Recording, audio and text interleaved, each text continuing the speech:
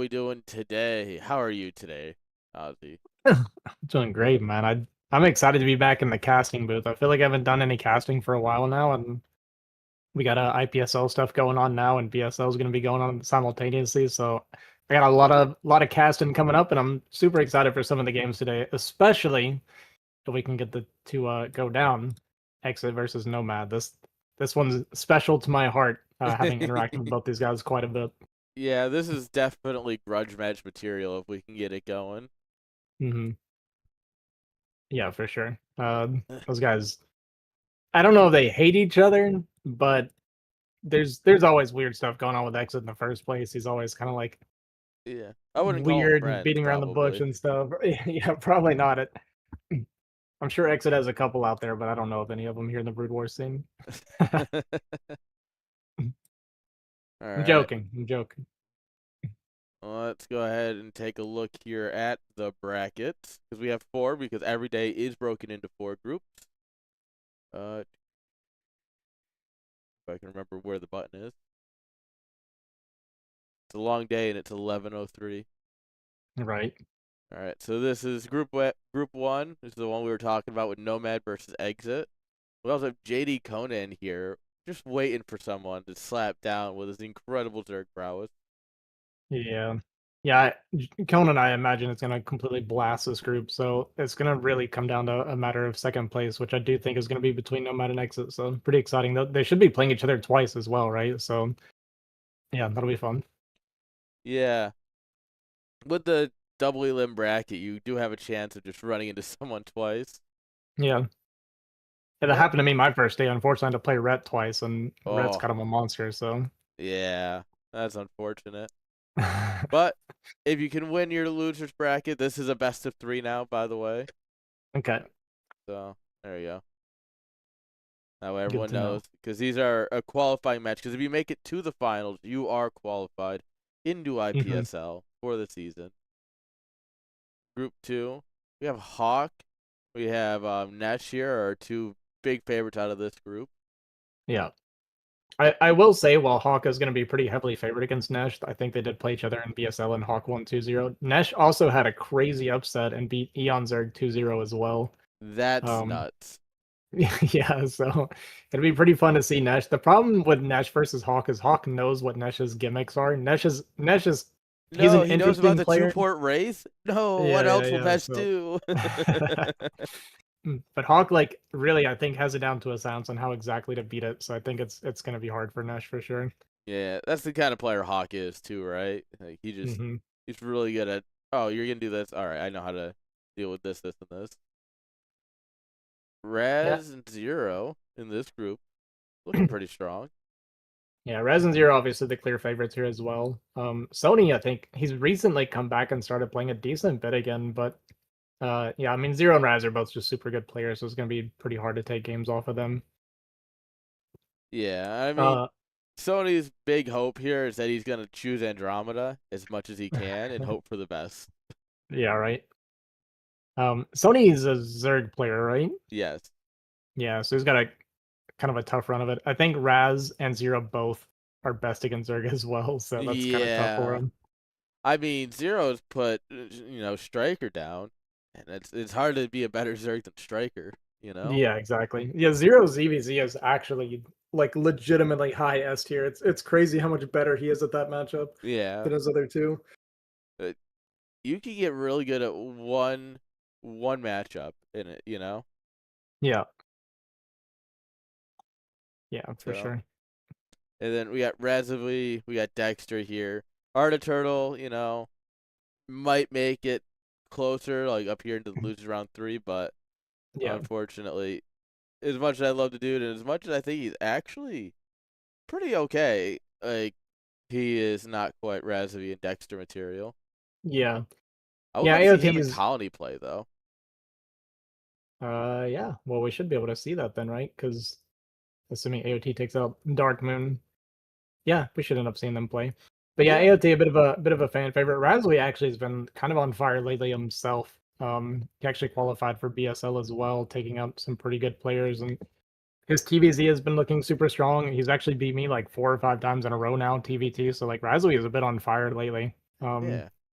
and Dexter always just a really solid Protoss, like high A, low S, pretty consistently. Yeah, I remember during a monthly we had, I think it was February's monthly, Dexter and DeWalt played a massive, like, 30-minute long PvP. Oh, really? I think I missed that game. I'm kind of Yeah, curious about that. it was just one of those massive back and forth PvPs that was on our new map, which is Generator. Hmm. And it's a custom map that's got the little fastest minerals like 76 did. Yeah. They also hallucinated. Yes. So you Okay. get like 56 seconds or whatever of mining these quicker minerals. And I remember the first time I played 76, I didn't realize they were hallucinated. I was like, I'm gonna save those for later. And so I went oh, to go mine normal, and they just vanished. I'm like, okay, I'm just super far behind for no reason. That's great.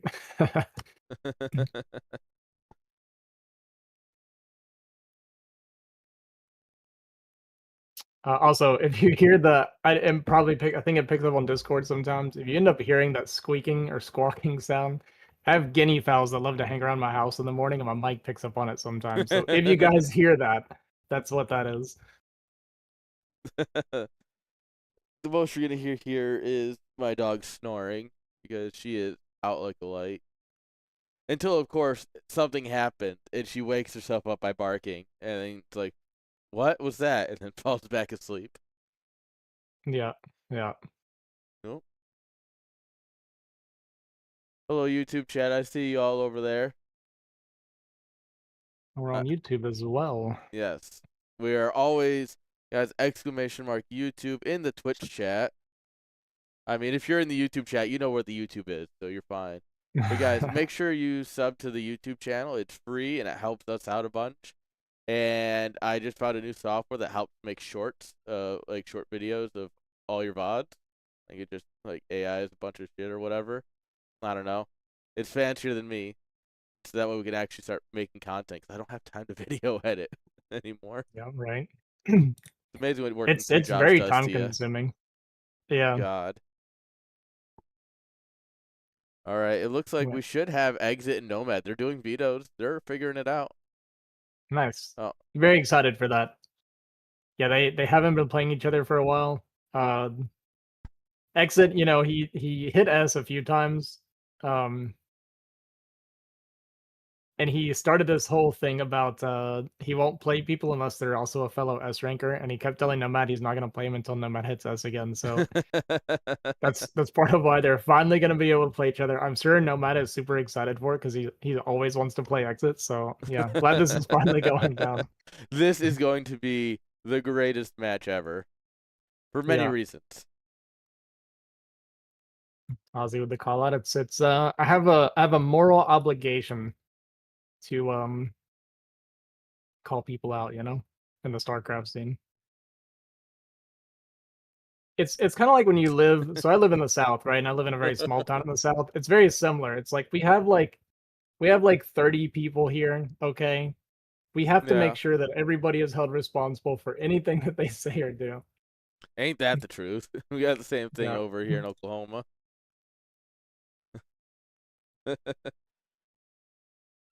This is gonna be a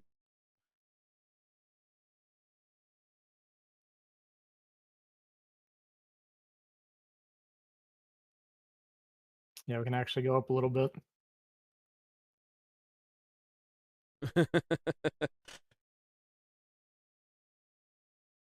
Can try. You're Canada, right? No, I'm Oklahoma. I got Oh, fiber you're though. Oklahoma. Oh, right. You literally just said that. Okay, then yeah, we should be fine. I would think for 24. All right. Very Yeah, cool. friggin' turn rate, man. That is like the one time we don't have a European in the match. So I'm just like, oh yeah, we gotta change it. Yeah, yeah.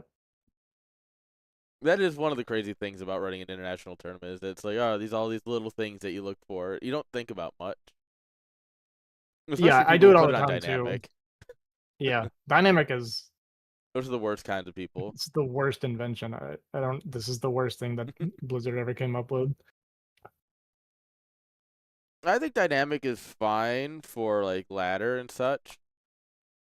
It like, Yeah, it for makes ladder it sense makes why they sense. added it. Hmm. but also it's god awful in play. But you know Yeah. what's not god awful is these guys' play. Boom. Yeah.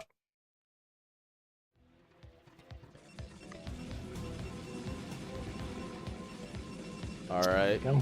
Do you want to bring us in?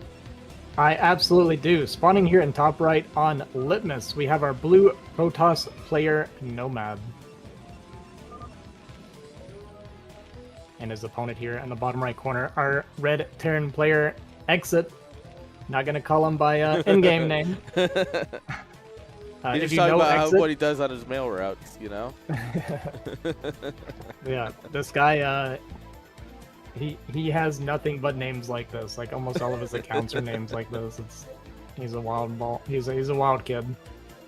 Okay, we have an early probe coming out. This is not going to be a gas deal. This is going to have to be for Proxy Gate. If it is a gas deal, then Nomad might be the dumbest player on the planet. Is it the worst double gas steal, though? Okay, yeah, so we're going to get this Proxy Gate here down in the corner. And Nomad, I expect this from Nomad, so I was actually talking about it a little bit right before we started the stream. Nomad really likes his early aggression. He actually has really good early game control. But Exit, I think, is a good counter for Nomad in the sense that he also actually has very, very good micro. I've been playing against Exit quite a bit recently, and there's a lot of things that I think Exit kind of struggles with, but he's carried by like incredibly high level micro. So we'll see how well he handles this from Nomad. Nomad, one of those players that's very good at doing the stutter sap with the Zealots, where you can hit your Marine and then follow it for another shot even if you're running. And Protoss players that are really good at that are extremely hard to deal with their Zealot control.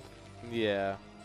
The whole point is, as long as if you keep your Zealots moving, it's very hard. And once they get on top of the Marines die so quickly, especially with a probe hit. Ooh.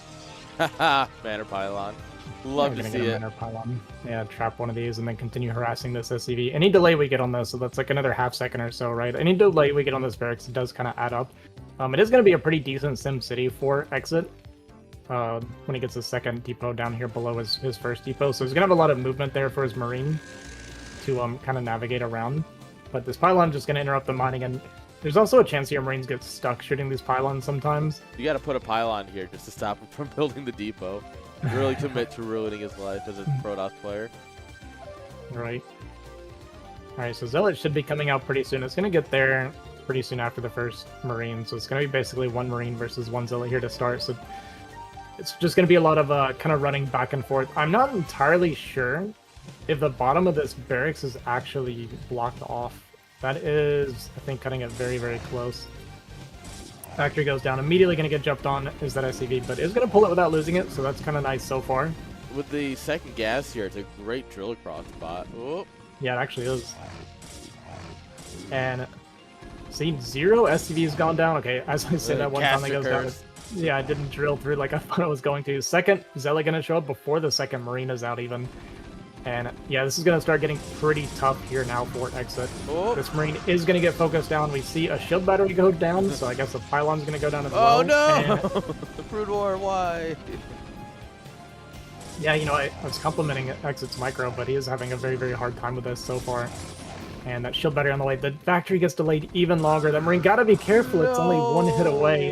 And I think this might actually just be it. We even have the shield battery finishing up with this pylon so I can re-heal the low Zealot. And yeah, see, this is a gap. On the bottom side. So yeah, this is just gonna be game. It's gonna be a nice quick win here for Nomad. And this is like nice. Nomad. Nice. Nice as Exit. So Nomad going up 1-0 to start this series. Very good. Oh, yeah, that was nice if you're a Protoss player.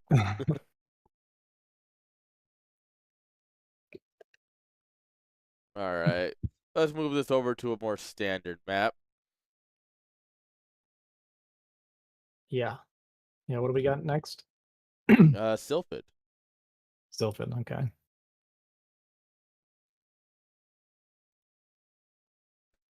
Yeah, that was a perfect game from Nomad. Yeah, I think he... Did the probe die? Or the probe didn't even die? No, the probe didn't even die. Yeah, so Exit actually killed 0 units. That's awesome. Yeah. Nomad's talking about it in chat. Yeah. Sometimes you really just...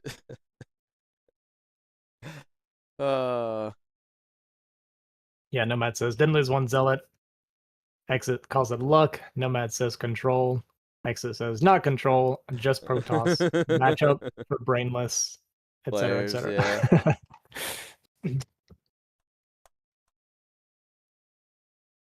etc. It's this match was supposed to be fun, and it is. Yeah, this is pretty much exactly what I expected. All right, spawning here at the 12 o'clock position, we have our white Protoss player currently up 1-0, Nomad. And his opponent here around the 9 o'clock spawn, our teal Terran exit. Currently down 0-1. See what he wants to do on this map. This map, if it gets into a later game state, is great for Terran, as most 3-player maps are in TVP. Yeah. I do think some of the early game can be a little bit hard to navigate because you do still run the risk of getting early scouted and early harassed, and you do get a lot of center gates on this map as well. And then you just don't have a high ground as well, so even things like 10-15 on this map are actually super scary for Terran because there's just no high ground to defend or kind of retreat to or micro with. I was gonna say that I would. Yeah, I was gonna say I'd expect a more standard game from Nomad, and he's like, "Yeah, forward gate. You know what? Keep it a little spicy." Nomad has 2 builds. It's either 4 gate or 12 Nexus. There is no like normal 23 Nexus or 17 Nexus or anything. It's either Zealots or a Nexus. There is no in between. I respect that. You know, that is the Protoss mindset, truly. Yeah. Oh, and he's gonna get first scout because of course he is Protoss. Yep. And when you pick Protoss in the starting screen, it pings your opponent's spawn for you. You didn't know? Yeah. I mean, I kind of feel for Exit in this case, where it's like, you just got Pylon scouted, he's going to get gas stolen, and Exit is notoriously bad against gas steal as well. He used to, when he was playing ladder, when he would get gas stolen, just leave the game. Like, he just wouldn't even try. We'll see. I mean, that was a while ago, so we'll see how much he's, like, kind of cleaned things up since then. But I know he just personally has a very, very strong weakness against this kind of opening. Yeah, and he's also... Exit... He's been known to tilt once or twice, you know? So, you know, game 1, you get proxy gated in your back spot, and then, yeah. Yeah, he gets annoyed pretty easily, for sure. He is actually controlling the SCV pretty well. He's been on top of this probe really well, so that probe is getting quite low. Yeah. And what this probe is doing, he's just tapping SCVs because the damage that you get done just increases the chances of getting kills with your Zealots earlier. So it's always really good to just run around and tap probes a bunch. He's actually getting this one even almost down to 1 hit for a Zealot to finish it off. Yeah. And we'll see how Exit wants to respond. Because it is just a Ford gate, he has a couple options with the gas steal. Could go 2 racks. Or maybe just try to go 15cc, or I guess not 15cc, but a gasless CC. We'll see how he wants to handle this. Sorry, go ahead. Ooh, we're about to find out. Oh no, never mind. SB's just vibing. But I was gonna say, with this, oh god, yeah, I lost it now. Something about SCVs not getting healed or repaired at some point. Oh yeah. When you were talking about them getting dinged. But I feel yeah, it's like actually pretty good to do sometimes. At this point, though, we have 3 Marines. And 3 Marines, 3 SCVs will push back just about anything Protoss can throw at you. As long as you don't run out too far. Well, I'm actually surprised he feels confident enough to go for the CC first, but I think it's actually going to pay off because it is only a single Zealot in Figoon, so it's actually going to work out for him. 2 Marines are going to go down and the Zealot's going to get away. So, see what I mean? That's like pretty good kind of microing around there, picking off 2 Marines, and not overcommitting either. But I think that's a Goon that's going to be on the way here for Nomad now. Oh, it is a second Zealot. Well, that Zealot's really late for what he did, so I think he made a mistake somewhere, because it should have already been at the front when this bunker was coming down. Yeah. So Exit's actually going to get away with this when he kind of shouldn't have, to be honest with you. Dropping CC first when you don't know if it's multiple Zealots or not is super risky. But yeah, it's going to pay off. Yeah, I love how this worked out for Exit, you know? A couple of... I'm not sure why we went for the second Zealot here at this point. Like, I don't feel like you start it too late for it to join up with the first one when you're getting your initial damage done. And realistically, by the time it's coming out, you should be able to look at that and go, it's not getting anything done, you know?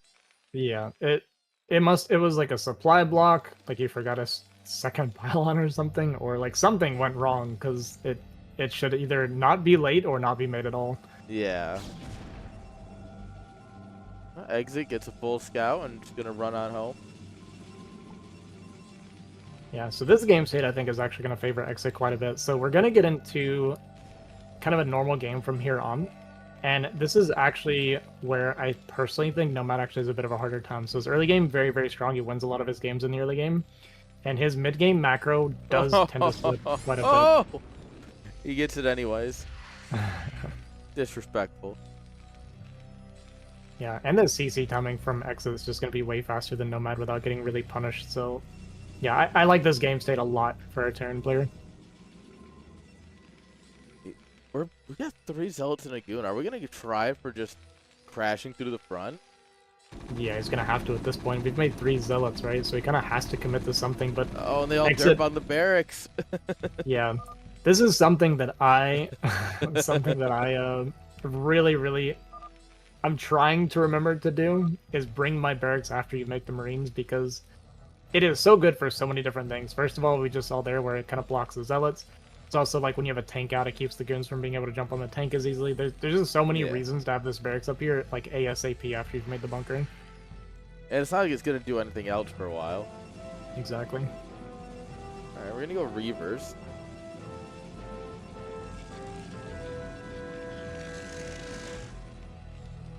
Yeah, that's not super surprising either. I mean, Nomad understands what his strength is. He understands that he's a micro player. He does also have very good Reaver control, so he's just going to play to his strengths and continue doing, you know, kind of what he's good at, which is going to be micro units. Yeah, he's going to do the snow, where you just sit there and you play with your Reaver. Wait, does he have an academy? Armory. Yeah, it's right here. He went range. Okay. Yeah, he has marine range, so the goons can't harass. That is an hilarious, actually. Yeah. It didn't even click. I was looking at this and I'm like, wait, how is he shooting? Like, there's no way he's just letting the goon go into range, right? Like, there's no way Nomad's doing that. Yeah. Yeah, that's funny. That's an interesting reaction from Exit. That's usually something you do when you're like really, really light on your factory, but this wasn't that bad. But okay, I mean it was only 2 goons, but fine. So we spent 300 minerals, 150 gas to mitigate the repair damage from these couple goons. I guess he's just worried about it being a lot of goon follow-up after the gas deal, so... It also shuts down Zealots, right? Because they're going to get mowed down before they can get close. Mm-hmm. Turret's going to get up in time as well here for the Reaver. Siege mode is done. And, I mean, Exit looking pretty safe. Is going to have these Zealots for the Reaver, which is really nice, too. What's the turret situation? Is this a turret ring? It looks like it is. Yeah. A very light one. Yeah, it's a pretty light turret ring. There is a spot there where we can kind of drop this Reaver off and pick off a turret, but the tank's going to be relatively close by with the rally, so this will be pretty hard for Nomad to find any damage onto Exit. Is that shuttle speed? I think shuttle speed is done. Yeah, it is. Yeah, man, we went straight for shuttle speed. Okay. Alright, so Nomad, he's just going to go past the turret then. And it's actually kind of in a bad spot, so it's only going to take, what, 2 shots before the Reaver gets in here. So this could be pretty serious damage coming down. It's going to be 4 SCVs immediately. A lot of damage does go onto the Reaver. And immediately gets picked off, so great defense from Exit, actually. I was really worried when this came through, taking almost no damage, but... yeah. Man, this is not looking good for Nomad. That was not nearly enough. It was only 4 SCVs total. Turret. Yeah, that was... Look, what truly defines an S-rank player is being able to type quickly enough to not interrupt your build. Right. Being able to spend all that APM wisely.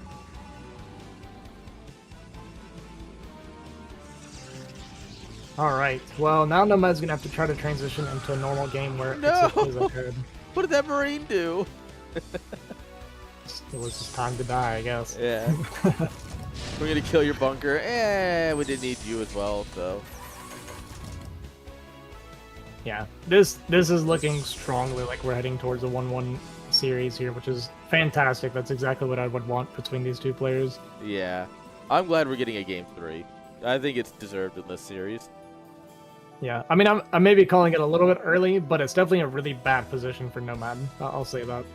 He is playing Protoss. We can't forget. Yeah. Yeah, he does have good fights sometimes. Like, he'll have games where he's just hard losing. And you see this a lot with Protoss players in general, where they're just, like, hard losing a game, but they'll have this kind of miracle fight and it just snowballs. This is really nice awareness. You're going to be able to delay this. And actually even denied this. Do we get the cancel is the question. It's got... Oh, no cancel even. Yeah, that's actually a pretty good bit of damage there for Nomad. So shot goes off, although I don't know if the Reaver actually took the damage. That was pretty close. With Marine range, the Marines are actually kind of useful at this stage for pushing back the shuttle. Like, with how low the shuttle is, right? Yeah, no, unironically, it actually does help a lot against something like that. So the Marines actually can focus down that shuttle pretty quickly if he's paying attention. I look like he did take the tank hit. Okay, yeah. And Exit might just actually pull the trigger after losing that command center. It looks like he's not even dropping another one, so I think he's just going to go. Yeah. Our first observer just now getting out here at 11 minutes, which immediately... It was pre-scanned, so it actually runs out before the observer gets there, so it doesn't die. And now it's going to be how much damage can these Reavers find. Going to get on the backside here and get a nice splash onto these two tanks. Almost kills both of them immediately. And there goes the second tank as well. So this is a great start for Nomad. I love these Reavers chasing this army on the backside in like super slow motion. We'll get them eventually. This is a late siege from Exit, actually. Yeah, the Zealot's going to get on here before the siege even finishes. Mine's going to go down a bit late, and the Zealot's going to get a pretty good surround. Nomad talking his trash as the Reavers come in, drop on top of the tanks. And yeah, this push is going to get completely blasted by Nomad. What a great defense from Nomad. This is what I meant. I didn't want to call it too early. I was kind of saying it.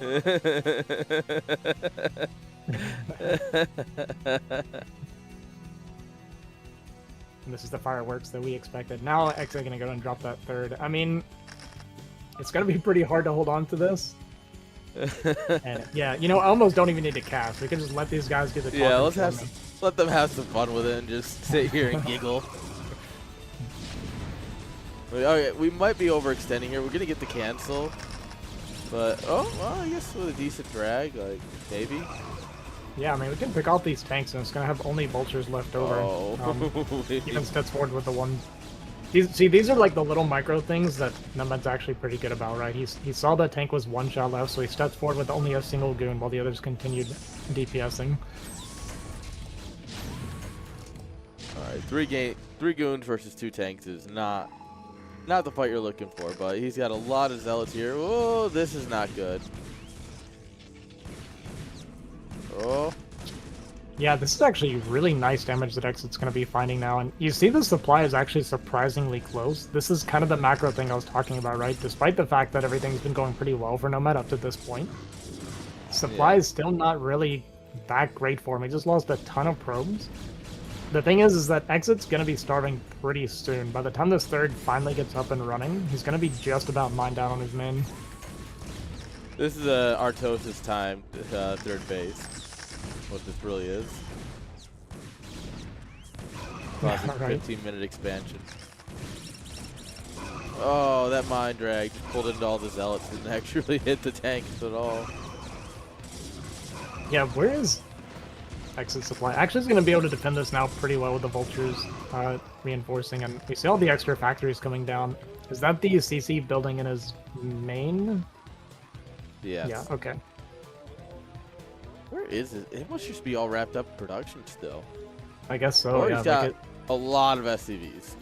I think he has a ton of SCVs. He's actually overmade SCVs quite a bit at this point. That main is like super saturated. It'll be fine when the transfer comes through, but the problem is how late he's going to be getting it up. So he's still going to end up with a lot of idle SCVs. Going to scan forward here and see that this is empty. So more probes going to get picked off by these vultures. And Exit kind of pulling this game back a bit with this harass. He's even up to supply now. This is what I'm talking about, man. It's it's a roller coaster with these two players. You kind of see it, right? That the like fighting and the micro from Nomad and the macro from Exit, like This is kind of the yo-yo that they have going on. Yeah, this is crazy. Is that squawking picking up on my mic? Do you guys hear that? I heard it when you were talking, but that otherwise not really. Yeah. Okay. If it gets too bad, I'll run out there and chase them all off or something. This is America. Don't you just shoot them from your bedroom window? No, they're part of the farm, man. Oh, fair. They eat ticks. That's their big thing. Ticks and mosquitoes. Oh, that's good. Yeah.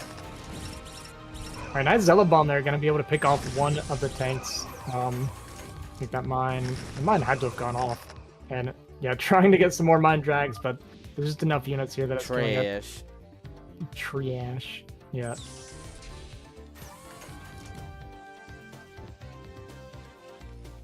Alright. I mean, at this point, Exit's just gonna sit back, right?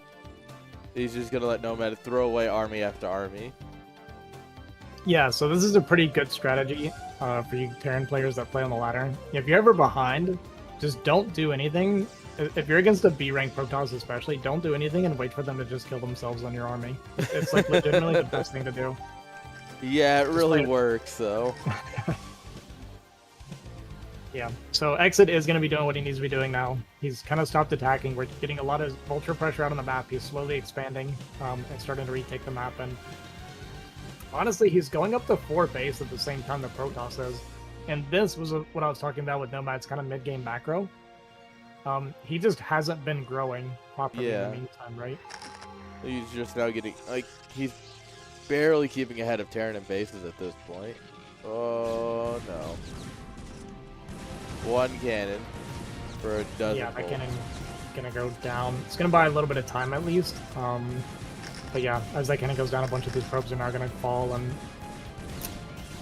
yeah, it's starting to get a bit rough here for Nomad now. These vultures even gonna be able to get out here and potentially run into the main and find even more damage, and that's exactly what's gonna happen. More probes gonna go down. Bit of a drill to try and kind of block here, but so many probes are going down to these vultures. They will finally get cleaned up, but this was. And yeah, insane eco damage done to Nomad here. Yeah, I mean, oof. The supplies don't look like he took a drastic hit, but that was, what, 20, 25 probes just erased, at least? Yeah. Yeah, look at that probe line. Like, his probe lines are all kind of gutted right now. That's the only one that looks properly saturated. Yeah. Actually, that still looks good. Wow, he has more than I thought. Yeah, that's true.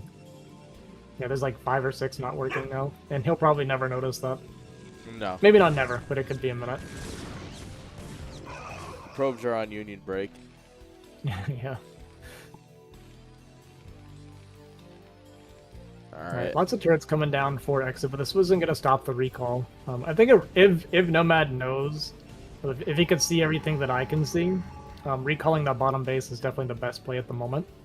It's just really hard to defend, and there's no mines or anything there, so there's potential where Exit loses that base. And unironically, even though the game state's pretty good for Exit, if he loses that base, he's actually suddenly starved out, because that third base does mine out very, very quickly.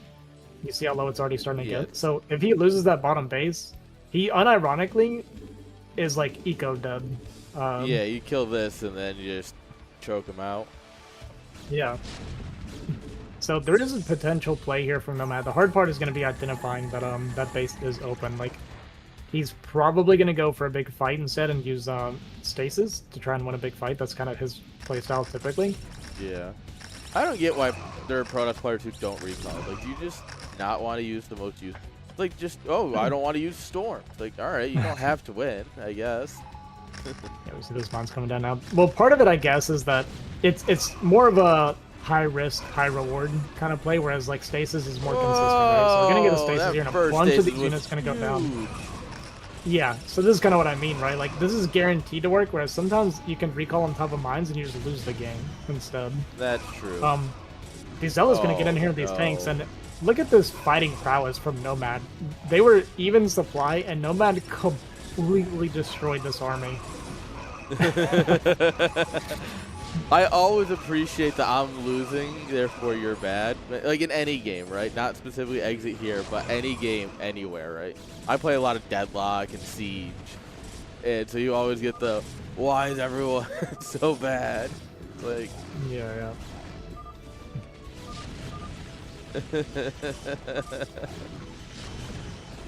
Well, he's gonna survive with the bases dead. Yeah, I kind of don't like how much Nomad lost here. I feel like they're just too busy shit-talking and not actually worried about winning anymore. Yeah, I don't know how much he's actually macroing at home. Okay, there he spent all of his money. Oh, he did get up here as well with a few units, and looks like he kind of cleared this out. So, yeah, exit pretty dead. Oh, and a vessel. That monster just slid on its side up. Man, I love this game. Archon, 17 kills, 19 kills. Do we make it to 20? Yes, we do. 21, 22! Even paying attention to this Archon and focusing down on the SCVs. The transfer comes in right after. We did have that like abundance of SCVs in the main and naturally, so he's going to be on this one base mining still, but Nomad did take 3 o'clock in the meantime, and he's getting that cannon up and secured. This is the only base right now. Yeah, exactly. We're just on this one base mining. It is fully saturated, but he pretty much has to kill Nomad right now, which, with that amount of eco, probably not going to happen, guys. Oh, there's not even that many tanks here. There's only 8. And now there are less. Alright, we do need to not trickle out goons 2 at a time into the tank line. Yeah, Nomad needs to be a little bit careful here. Losing this base and potentially losing that top base as well. I'm surprised Exit's confident enough to be talking trash right now, considering the game state. But more power to him.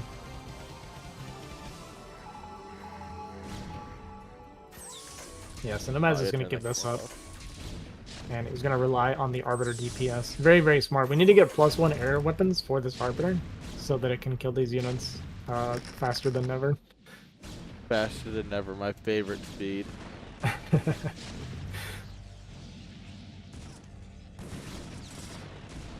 Yeah, we see Nomad pretty much doubling the supply now of Exit. And well, Exit did beat this base. The tank does finally go down to that Arbiter, and we're going to start chipping away at the next weak tank. We got 1 kill. Mind drag with a goon, you don't see that very often either. No, that was crazy. Oh, they're stealing kills from the Arbiters now. That's just not fair. True.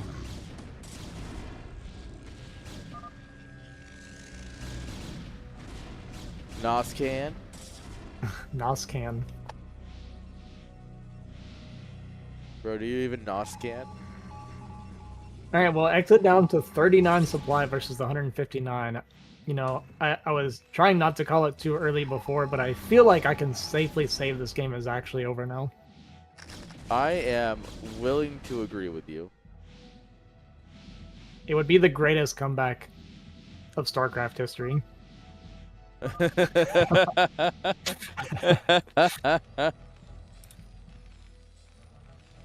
Yeah, you see why I wanted to watch these two play. It was guaranteed to be something like this. I mean, yeah, all Nomad has to do is just make sure that there's no other corners that Exit might have. Yeah.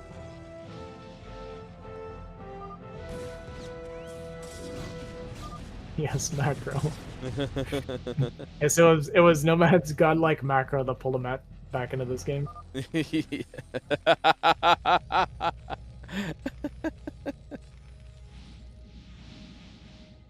That does remind me, when it comes to Nomad talking trash, he talks trash like a high school jock from like 30 years ago.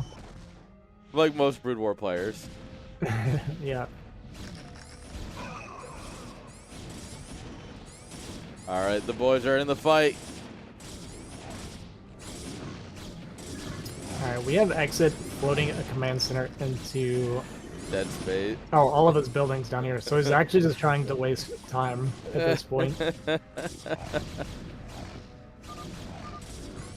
Okay, he's not gonna make him wait. Alright. GG's. GG. Nomad actually gonna win 2-0. Man, I really thought he had lost this game That's with the crazy. revert and everything, but just that big fight he had, this stasis fight was Yeah. amazing. Like it was even supply and he completely rolled exit with that attack. That was really, really well done by Nomad. Yeah, that was crazy. And it just worked somehow. Yeah. Yeah, that was pretty sick. That first aces, like you pointed out, that got like 9 units or something. Like that was Yeah, so that many was Goliath tanks. it just I've never seen a stasis that big. Hmm. I don't even think that was legal. All right. Instead, So but Nomad gonna move up to the semifinals. He's gonna play against the winner of Yakub. And did Conan show up or no? let me check the Discord. Usually he's just like really bad at communicating, but then shows up. Yeah. Oh, Uh, he's in the channel, so looks like he should be here. all right. Uh, Looks like AOT is going up against Dexter. Raz 2-0 bug. Oh wait, Zero gave walkover? Oh, that's sad. oh Zero rip. wasn't here. Well, that gives Sony a legitimate chance to qualify, actually. Yeah. I mean that would be the play, right? Me let Oh, and me. Hawk didn't show up either. Oh no, Rip Hawk. That's crazy. So we got Nesh versus Hazrath going on. So Sony just really has to be Bug, right? All That's right, pretty much it, he yeah. can beat Raz. Like I guess that is an option. I wouldn't call that the likely option or realistic, but he could beat Raz and be qualified. Yeah, sure.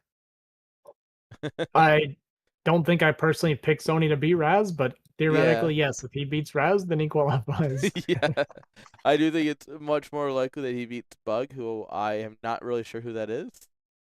Yeah. I mean, I could be wrong. Bug could be some player from like 2003 that was like top of the ladder or something in IC Cup. Yeah. So I think the next match that we like want to keep an eye on, like obviously we can do other stuff in between, but let's try to make sure. I'll even message Razoui actually because I think we really want to catch that match between Razoui and Dexter. That should be a really good series. Oh, this one here, yeah, So I'm gonna have him let me know. yeah. Looks like we got a minute here for them.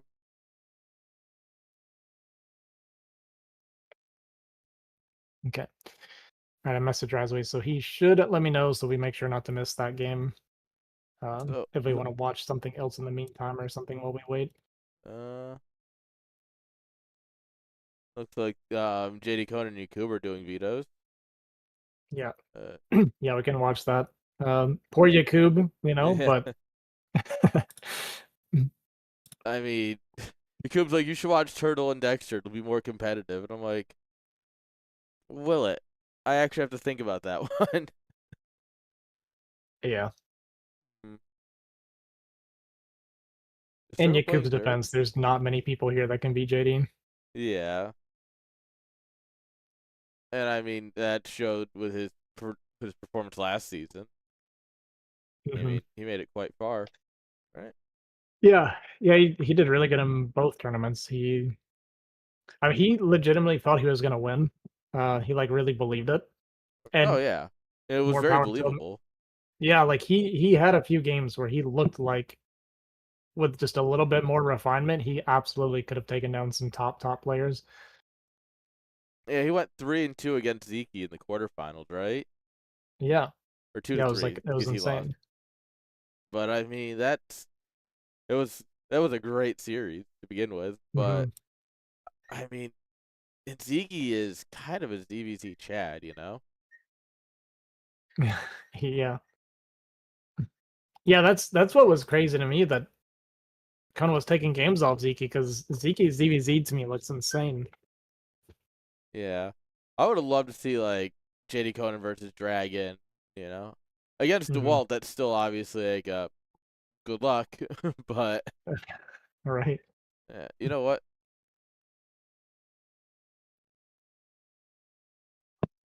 All right. So we can do. Sorry, I'm figuring out what we're casting still. We're in the bracket. We can do Dexter versus Arda Turtle, and then just follow that into the winner playing Razby, assuming that Okay. Razby beats Colony. There Okay. we go. Okay. Yep, sure. Now we're thinking.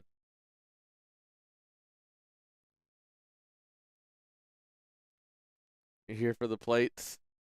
Chat's only here for my plates.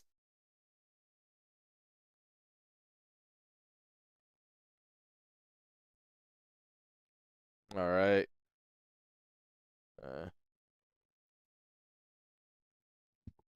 Get this game up and running, hopefully. Looks like Razway's still waiting on Colony to show up. Rip.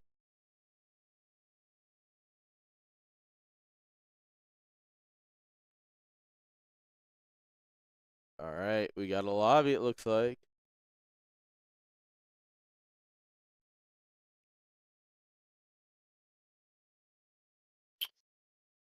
All right, AOT versus Dexter. I don't know if he actually calls himself Dexter. That's just how I always read it. I've pronounced it that way forever, so I hope so. Yeah. I know he's German. Or at least I think he's German. Shouldn't say I know. I know he speaks German.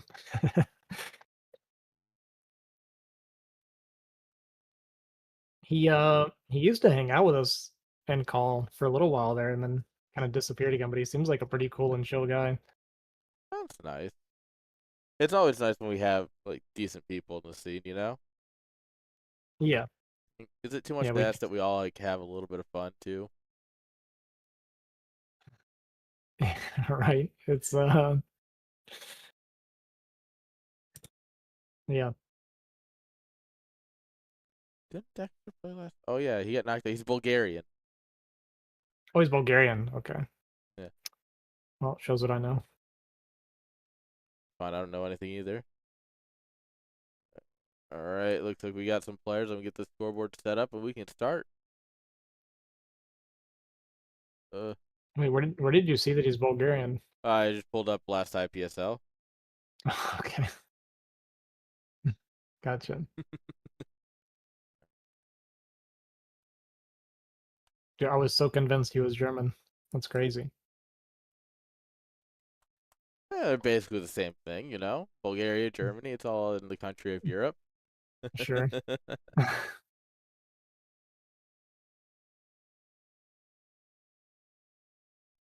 All right.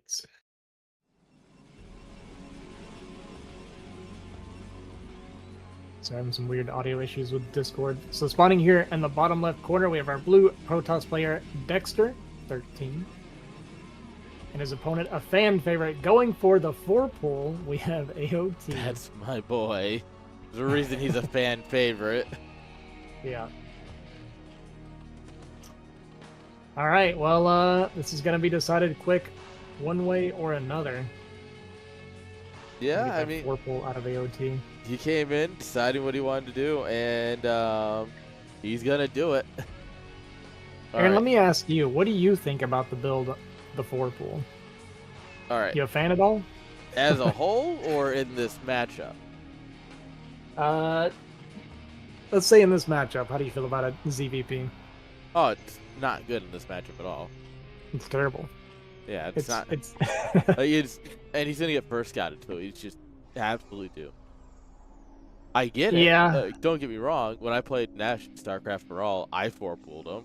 Obviously, different matchup where 4-pulled actually somewhat usable. But still, it's like, you know, you see top player, the heck with it. Try for something cheeky. Mm-hmm. Even if this was latch scouted, I don't think it would work. Wasn't it Nash? I feel like there was a game with Nash. I don't know if you were there for that. It was a ZVT on Eclipse, and he got 4-pulled. And the game ended with him dying to Guardians at some point. Like, that's beautiful. It was like, yeah, something crazy like this. A 4-pull game that turns into a macro game with Guardians. But yeah, as far as when you scout 4-pull first as Protoss here, the thing is that I was trying to think about what I would consider the optimal response, but truthfully, just there's cannon. there's just no bad response. Like no matter what you do, as long as you do something to prepare for it, you Yeah. you kind of just win. You need to pull So a he's gonna few go for these probes as cannons. well. Yeah, he's gonna have to pull probes because it's not gonna finish in time. But he just needs to buy enough time. I would take it even more serious and pull more than 6 total, but this is what he wants to go for. I think that's a little bit scary, pulling only 6. The cannon is going to finish here. One of the probes is going to go down, but it's going to finish, so it doesn't really matter that he loses a few probes, as long as these lings also don't get into the main. And even going to kind of half go for the cannon here, and yeah, that's going to be GG. GG's. We love a 4 pool. Yeah, I got to speed run this first game here. Yeah. So it turns out that was just the correct number of probes. I get a little more iffy on it, especially playing ladder games where it's like I tend to lose a lot of games because I underreact because I want to like perfectly optimize my defense, Yes. right? Where And and that's it's why like you don't need to do that when not dying when is winning the game. Like it's okay to overreact in that case. yeah, I love when the game just deletes our chat history so I don't have it.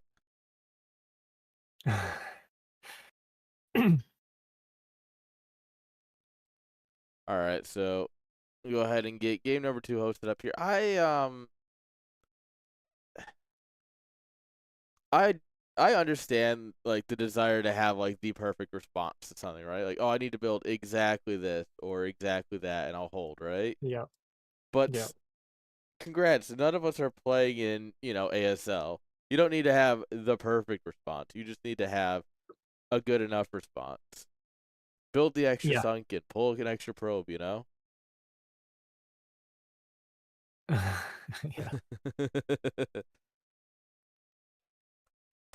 All right, looks like our next game is going to be here on Attitude. All right. Going right on into the next game. Or maybe Turtle could try and bring it back. Give us another game 3. Right. All right, spawning here in the bottom left corner, currently up 1-0. We have our blue Protoss Dexter 13 and his opponent here. And the top left, our red Zerg player, not going for a 4 pull this time. We have AOT, Art All right. Turtle. What do you think? 6 pull? Yeah, right. Need to do more of a macro build this time. Yeah. If you want to do something like that, just like 9 pull speed, right? 9 pull speed's not great. It's pretty easy to hold. But at least you're not as all in as you are with a 4 pull.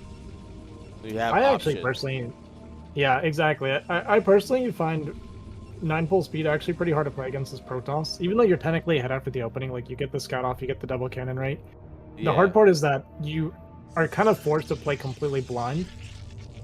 You don't know if it's meter rush, you don't know it's a Hydra bust, you don't know if it's lurker, you don't know if they're just doing pure macro.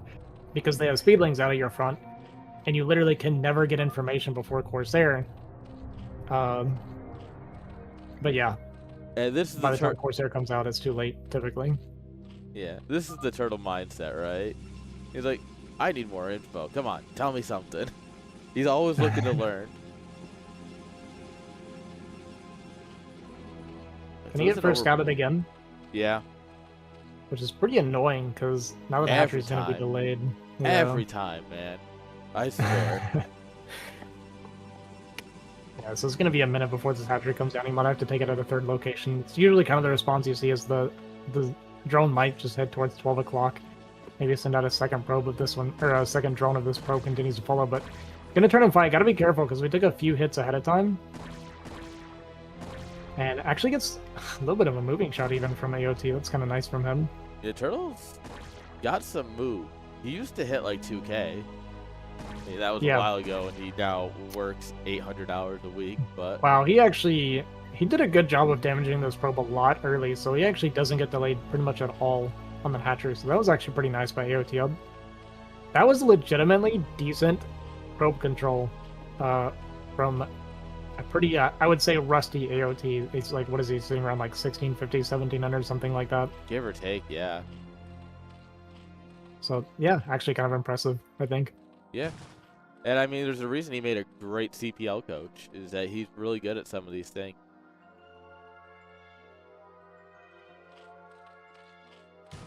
Yep. And we see the cannon here. Oh, actually, It's too late, but I want to talk about this anyway, just so Okay. you guys know on this map. Hit So for me. these close spawns here, I learned. So I was doing a Protoss challenge the other day, here kind of recently, where I was supposed to play 100 ladder games of Protoss. Oh, you just want to win 100 Um, ladder games. Gotcha.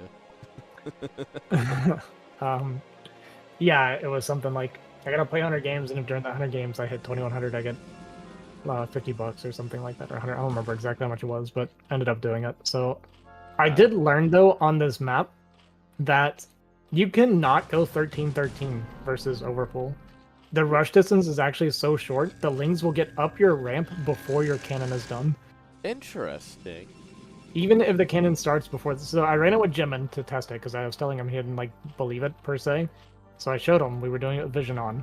My cannon started before the lings hatched, and they were up the ramp without taking a single cannon shot. It's crazy. That's good to know. I'm gonna write that down. Yeah. So you Protoss players, if you're playing against Zergs that know this, you got to go 12-12. You cannot go 13-13, or you will actually die to an overpull. Overpulling every game now on this map. Not that I like play it all anymore, but I'm overpulling every game. Yeah. Yeah, I was so confused the first time it happened, and then it happened again the next game, and I was like, okay, there's a problem here. I just did not realize the rush distance was that short, because it doesn't look like it. It doesn't really No, it look... feels standard when you look Yeah, at it it. looks normal at a glance, but it's actually just not. Like, this is really, really short. Oh, look at this. Oh, he's Yeah, not so they're gonna get up here and stop it. clear a ling, but nice timing from these lings from AOT. Gonna be able to pick this off. Doesn't want to let it get behind the mineral line, but it is actually gonna be able to tuck back there, so it's gonna trade a little bit better than AOT would hope for, but actually lining his lings up really look at well. that. Dude, AOT actually legitimately has some pretty decent like game awareness. Yeah, that was really well done. I want to see Turtle back in like full shape, like 1900 2K Turtle. I want to see him Yeah. show up for an event and just everyone's gonna be like, "Oh, it's just Turtle," and then he runs the event. You know? Yeah, he did a really good job spacing his lings out to make sure that all, like 4 lings were hitting that zealot that was tucked there. That was it literally can't be disappeared. done better. It was perfect. Yeah. All right, we got a lot of lings and a couple of hydras starting to stream over here. Yeah, Looks so like it's he gonna was be a saying bust like a attempt here. 973, but it's much lower eco. Yeah, it's a faster, lower eco 973. He's only got a few hydras here, but second cannon does finish up with these 2 zealots. Third cannon gonna be on the way, and there's only hydra speed. There's not gonna be any hydra range yet. And yeah, unfortunately, this is gonna get pushed back. Range is so critical. Like if you can pick off this cannon, and jump over here, pick off this cannon, you can try and snipe the pylon before this one finishes. You'd have to start it like 30 seconds ago, but then you can start picking off the wall. You just can't dive this without opening up at least some of this wall without range.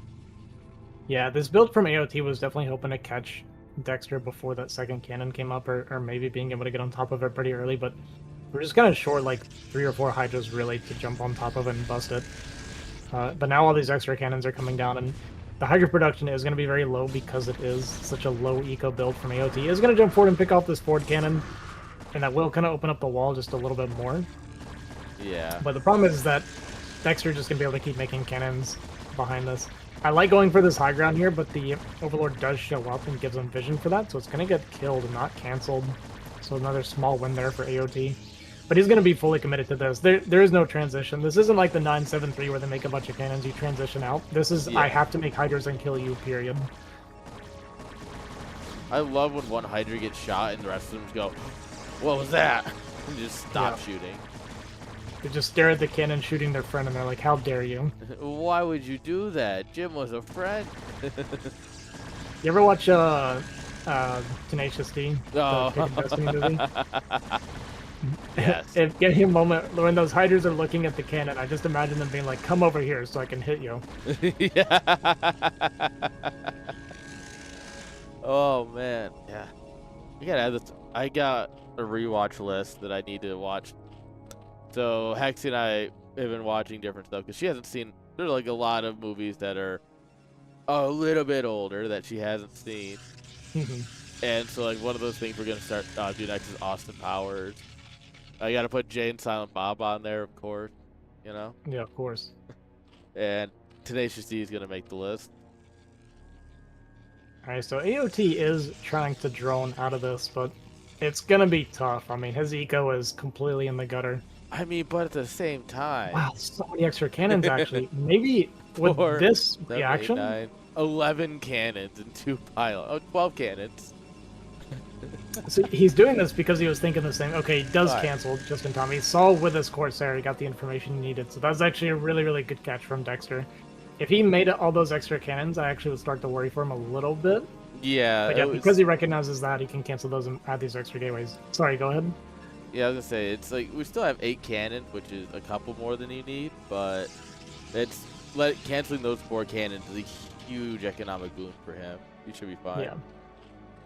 Yeah, it's just super important because if you think about it, each of those cannons is a gateway, right? And he wants to get to his minimum a gate count, like kind of ASAP. So, yeah, that really helps him to add these extra gateways on time. Oh, that main looks a little undersaturated for Dexter, actually. I think he cut a fair amount, too. He, like, really kind of put a lot of respect onto this push. He definitely saw this as something that could kill him and went... Yeah. Yeah, I think it's a reasonable reaction when your Zerg opponent has 3 drones on his natural and 1 on his third. I think, yeah, I think cutting and taking it serious is probably a good call. Yeah, definitely. You look at it, you go, okay, he's all in. We gotta just, we hold this, we win, what we were saying. Yeah. Yeah, pretty much. Yeah, because now he's going to be transitioning. He's getting his storm energy built up. We got our robo as well on time, so we can get observer in case there's some sort of kind of, you know, lurker follow-up that comes pretty quickly. And I imagine from here, Dexter's probably going to start goon production as well. So once he gets a pretty good goon count with the Templar, then he can start doing that kind of death ball push out that Protoss loves to do. God, I hate that. I hate that push out so much. It's so strong. There's nothing more fun to me. Time. Yeah, when you're fighting Lairtech, and you're on like 160 supply of just only Goon Storm, you literally feel invincible against Hydra Lurker. Yeah, I'm a big battle Zerg kind of guy, so it's like if I deny your third, I usually win. If I can't deny the third and you get the death ball up, I lose, or we go to 40 minutes of just me running around with Hydra Lurker until one of us is exhausted and the map's mined out. I am not exactly a high-level player, but we have some fun. Then answer chat's question. It is turn rate 16 is our default turn rate. Alright, AOP just pumping a bunch of Hydras out right now. Eco's still very, very light. He's on, I think, 5 hatch, and we see a big DT drop. AOT does at least see it coming. Rip the Hydra Den, but like, if you only lose the Hydra Den... Overlords! Hello! Well, we lost the Hydra Den, and then... Oh, it's because there's more drops going on, I believe, or he's maybe worried about the drops? I think he grabbed them with the drones by accident. Yeah, and while AOT is dealing with this, we have the push-out coming across the map here from Dexter, and he's going to be able to set up in a pretty decent position before AOT is aware that he's out here on the map. And he's going to be scrambling to kind of get his stuff together. You see him starting to float a little bit of money in the meantime because it is just kind of that annoying harass. And I love that pocket DT. It's such a good thing to do. Absolutely. But lurkers get out here, are going to burrow. And shuttle does go down, dropping off that last, I assume, DT. Oh, and we're going to end up pushing the push. Overlord into the Dark Templar. Yeah. And with that, Dexter decides to just go ahead and send it in ahead of time and see whatever kills it can get. Gonna get 2 kills, actually 3, 4. Okay, so actually gets 4 kills there with that DT, so a little bit of something there before it goes down. And we kind of see AOT kind of falling apart a little bit with their harass now, right? And this is where that kind of being out of shape is really starting to show, right? We're floating 1700 trying to deal with this harass. I mean, he's going to go Spire, finally getting his Hydra Den back. And it's, he kind of fell into a spot where he had no ability to make any Hydras or anything, and couldn't spend his money. Didn't expand behind it. We did forget Zealot legs, so the Zealots aren't nearly as scary as they could be, so this is actually going to get cleaned up, and it was pretty decent kind of spreading from the Hydras there from AOT, but the Storms get into the middle line. That first one kind of whiffed, managed to hit only one drone, but that second one clears, 6-7 drones there, so more eco damage done here to AOT, more Zealots kind of trinkling, and we're going to see a bit of a counterattack go towards the third base here from Dexter, but cannons are up. We have a bunch of goons down now, 2 Templar as well. He's going to be able to defend this very easily. I wish we had crack. Wish we had crack. You hear that? You guys hear that squeaking? Again, I could go chase them off if it bothers anybody. To be honest, it's coming through so faintly that I don't think it actually makes it over the game volume for the stream. Okay. But it sounds like almost like a radio in the background. Like our TV set, And by calling it a TV set, I feel so much older than I am. But my TV set's on the fritz, Gotta adjust the ears.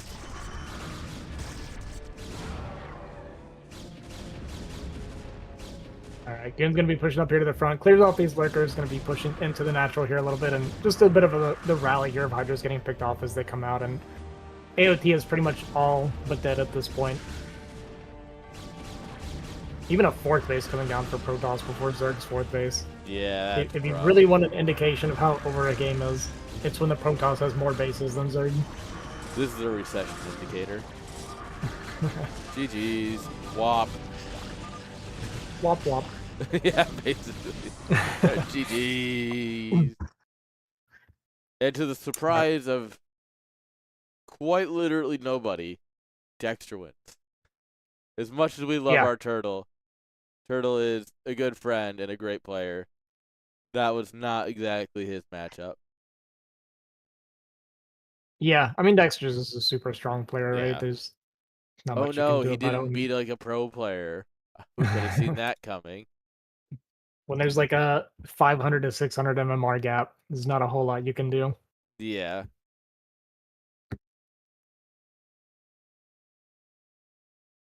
All right, so that means Razui is going to get this walkover against Nam Colony because he never showed up, and we are going to get Dexter versus Razui. Yep. But we're going to go ahead and take a quick break before we do that. Refill your cup. Mine water is empty, so that's exactly what I'm looking forward to. Guys, don't go anywhere. We'll be right back.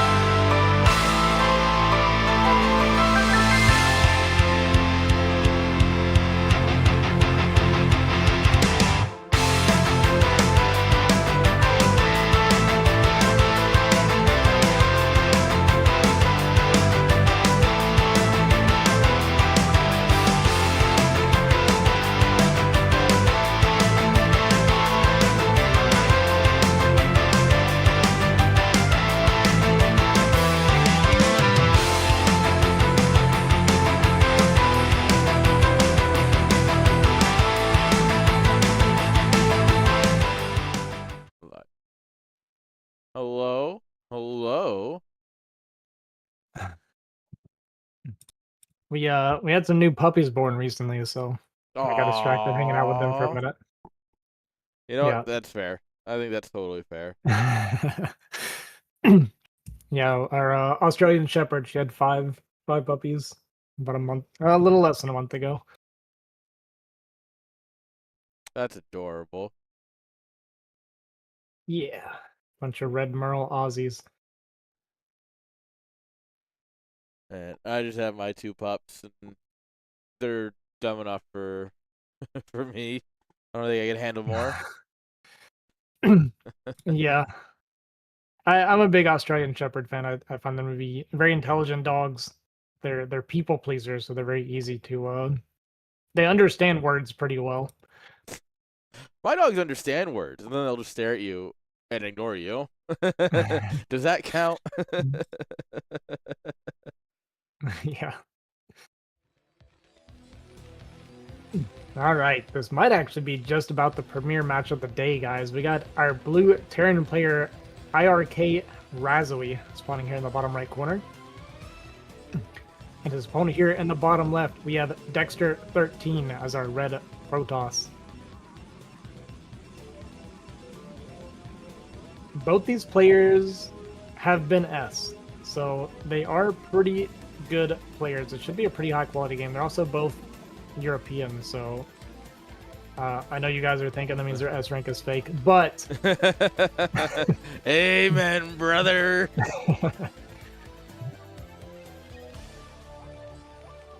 Yeah, looking forward to this one. I'm actually pretty excited for this. I respect both of these players. I get along with both of these guys, so I think this should be a pretty good match. And no like super forward gateway here from Dexter, so if there is zealot pressure, it's going to be a 14 zealot at most. Yeah, I think this should be I don't want to say more interesting than the PvT we've already watched, because I don't think it's gonna get more interesting than Exit versus Nomad. But I think we're gonna see longer, more macro focused game. Yeah, I think so. From what I remember, Dexter's a pretty standard player, and I know Razui also very standard. So Razui, he's the kind of guy that does really, really good in a normal game and falls apart when things get a little bit too weird sometimes. So I think Dexter doesn't really play like that. So I actually expect this to be pretty high quality as far as kind of the matchup itself, the way these two players match up. Yeah. This is... I just love that we get to watch good StarCraft, you know? Like, Yeah. getting to sit here talk about Dexter versus Razvi, you know? We've got plenty of other people around in the other groups, and obviously in people who qualified last time, people who will qualify tomorrow, including you, of course, which sucks because we have to find more casters. Yeah, I wanna. It's tough because like I both want to cast and play, but since Yeah. tomorrow is gonna be the last opportunity, I'd No, hate to leave you out to dry. But no, you play. I'm not gonna twist your arm like that. Don't you worry. yeah, and I feel pretty confident that I can qualify if I play pretty well. So Yeah. And I mean, it's the third qualifier. It's the one everyone makes it in, right? That's what they say. that's kind of the thing too. I was like, I'll cast today and let the bigger boys, be done with it. I'm sad that Hawk gave a walkover today because he's someone that I definitely wanted to avoid potentially hitting. He's gonna show up tomorrow. I'm like, all right, I'll actually play this time. You're gonna be like, yeah. Yeah, because unfortunately, I feel like I have borderline no chance against Hawk. Okay. No.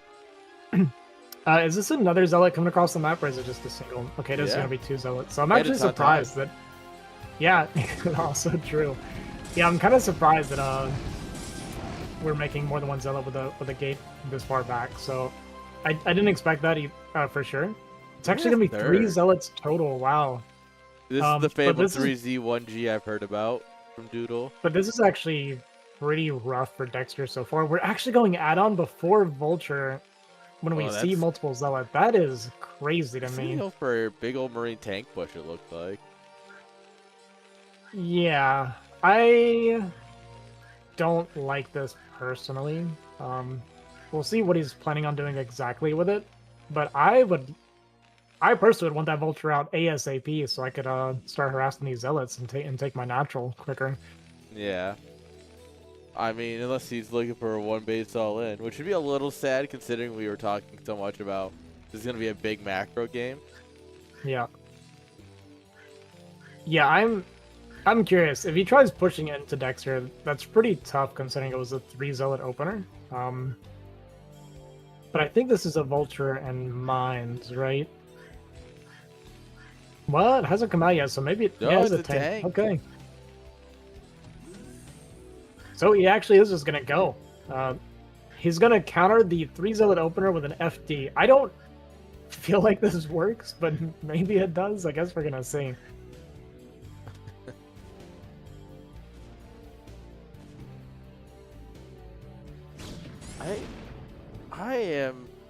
I am not an expert in Terran, right? I'll be the first to admit that Terran, I can play Protoss kind of well. Obviously, I'm a Zerg main. Kind of well is by my level, so we'll preface that. Terran, even when I'm playing like Archon mode, I just don't get Terran. Yeah. All right. Well, push is gonna show up. We're gonna have mines here, so I don't think he's gonna really commit to this. This could be just a Well, the zealot comes out, clears the mines, and clears the vulture. But this may just be a kind of pressure and kill the wall type push. I don't think he's gonna try to commit to this push. That's so rough because he was saving the third mine, knowing that the zealot was gonna come out and sweep. It got blown up. Oh, Wow. what a mine! And that's the end of this push. The way Dexter did that mine drag was actually pretty cool. He was being very meticulous about when to pull it and how to pull it to make sure that there was no splash and that he wasn't, gonna like send the zealot too far forward and have it die or anything like that. Yeah, that was calculated. Alright, our CC is almost done behind this. So that's at least nice. You lost everything, but like our CC is coming on up, so. I'm gonna be back in like 20 seconds. Let me chase this bird off because it's like right at my window. He's just casting with us. It's fine. No, of course. That's the fun thing about doing remote casting. Last week we had an in-person event where we all got to sit around on a bench together and talk StarCraft, and that's great. But with the remote, sometimes you get a puppy that wants to talk a little too much, or a bird that wants to help out casting, Never a dull moment around here. Okay, I'm back. We're good now. Perfect. That was the end of my rambling, so it timed out well. Perfect. All right, so one thing this push does do for Razui, though, is look how late this third's going to be now from Dexter, right? Yeah. He gets pushed into his base, and he did react a little bit right. We made all these extra guns. Probably won't even second gate before Robo, it looks like, based on the observer timing. So, yeah, this third's going to be coming out pretty late. And it's actually going to be Reaver as well, so this is going to be a long 2-base commitment here from Dexter, because there's no observer moving towards that 9 o'clock to take that third either. Yeah. Oh, he's taking the forward third. That's crazy on this map. That position... Yeah. This is... I'm going to say ballsy. The way Terran can set up around that kind of pillar there, gap there, is impossible for Protoss to fight around. Yeah. I can't believe he's taking this third. That's wild to me.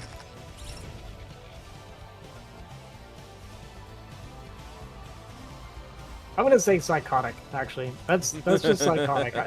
I don't know why you would take this third. It's such an insanely short push distance for the Terran to get into that position, which is a nightmare to fight in for Protoss. Protoss is gonna Protoss. Yeah, we'll see, yeah. Observer moves forward slightly, so it dies. We've seen that a million times as well. Yeah. And the extra factories from Razui are going to come down. Going to go up to that 5 factor around 8.5 minutes. So it's going to be a little bit later than normal, but it's because the opening was a bit awkward as well. Yeah. And, I mean, with how the rest of the game is timed out, it's not, the Reaver is just now looking to come across here. It's going to fly right over the Vultures, which is useful. Yeah, and we got the floating barracks here to spot it coming, so this turret can get some shots off ahead of time, which is nice. And this shuttle's gonna get zoned off for now. And honestly, game looking pretty decent for Razui so far. Not taking any damage. Doesn't have any turrets here on the top side, and Dexter is gonna fly around here and is gonna find that. Yeah, And, we're gonna try him now, but it's a little late to start him. Yeah. Yeah, so that's not gonna finish in time. We're just gonna see the Zealot and Reaver drop off here and pick that off, which is always super annoying. That was crazy. So that's 2 shots out of the Reaver there. Yeah. Goliath's gonna pop out in time as well, so this is pretty much done. He's gonna get 1 shot off here and kill a Vulture, but at the end of the day, not that big of a deal. No, he did And it out. actually, we're gonna lose this tank. We're just not shooting the Zealot. Oh. Oh What? That was really close. Way too close. And shuttle speed finishes now after the shuttle's been knocked back. So great defense from Razui so far. He lost what, 1 Vulture, 1 SCV, and a turret. So pretty decent. That's the kind Start here of for defense you're looking for. Yes. Something that I also really have to get better at. My anti-Reaver control is never good. We'll Just say that. run away. That's the simple answer. Is just always run away. Oh, he's trying to do this. I I don't don't know if that think he hit. got that. That was close. Come on, just drop it out. Let us see. But I think it didn't hit because I feel like it would have died unless it was a new Reaver, because that Reaver got shot by 2 tanks earlier. You know, that's a good point. But it looked like it hit, but I don't know. I could be wrong. I guess we'll find out at some point, maybe. Alright, we got a fair amount of army here for Razvi. He's gonna scan, he's gonna move out. +1, still taken away. Dude, I am so scared for Dexter. Like, look how quick. So look at this, right? We've literally just barely left our natural, and we're almost in position to siege this 3rd. Yeah, it's like 3 screens or something. Yeah. So Dexter's gonna have to take a pretty tough fight in a corridor here, so he's gonna bleed off 1 goon here for free to start. And we are literally just a stone's throw away from sieging this natural now, so these 2 shuttles gonna go down to the 6 o'clock. I think we're gonna go for a bit of a counter drop, yeah. So we're gonna go for a counter drop in the meantime, but I mean, Razzo is getting set up in position. The Reavers are gonna be in that back shuttle, that's why you see him kind of cycle it the way he did. And gonna find a pocket here to get some shots off. A few SCVs gonna go down, but not too many so far. What's the HP on that other Reaver? I'm still curious if it took a Mon shot or not. And No, Goliath range is I done don't as think it well. did. So 1 shuttle gonna go down. Okay, yeah, it didn't. And I mean, this Reaver is going to be finding some damage. The Reavers do get out with the shuttle here. Dexter is up about 20 supply right now, but Razui is in position here with a bunch of his tanks. There's not really much supporting army here with the tanks yet, though, so these Zealots could potentially cause a lot of damage. All the vultures went up here. Now We have no Vulture speed. So that was Vulture painful. speed. Yeah, we lost a lot of our tanks. The Vultures not being in position to help protect our tanks, and the Vulture speed also meaning that they don't get there in time. How do we not have vulture speed? Okay, Like, it yeah, just obviously finished. I understand how. We didn't click the button. But Yeah. like, Yeah, it did just now finish, so I just kind of forgot it for a while there. I Yeah. probably noticed when he was moving out that he hadn't started it yet. yeah, you look at. I do this all the time with like lings or hydras. You're like, do I have speed? And you're like watching it go, and you're like, no, I don't think I do actually. Yeah. For me, when I watch players, the one that seems to be forgotten the longest and just not noticed is your game range.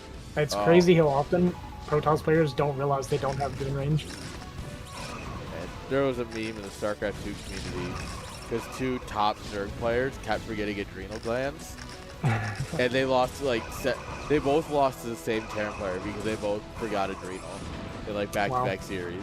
And their teammates, they were like, "Come on, guys, this is like team training or something. What are you doing?" Yeah.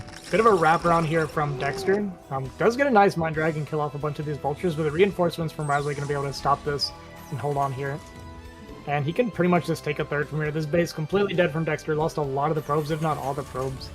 Yeah. And so, yeah, Dexter hurting good bit here on the eco, and I mean, I feel like we got punished for the way we took this base. There's no way we can ever defend that location, I feel like.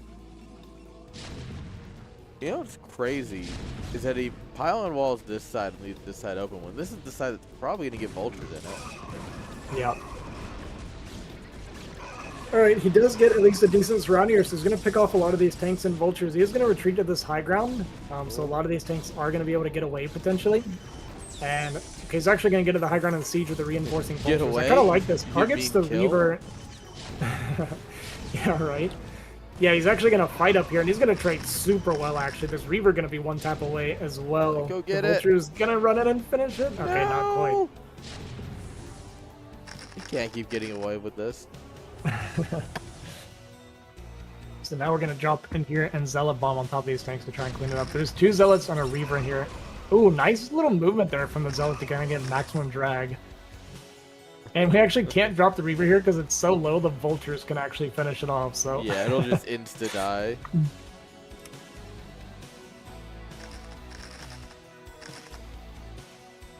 But here yeah, we are great. also taking the mineral...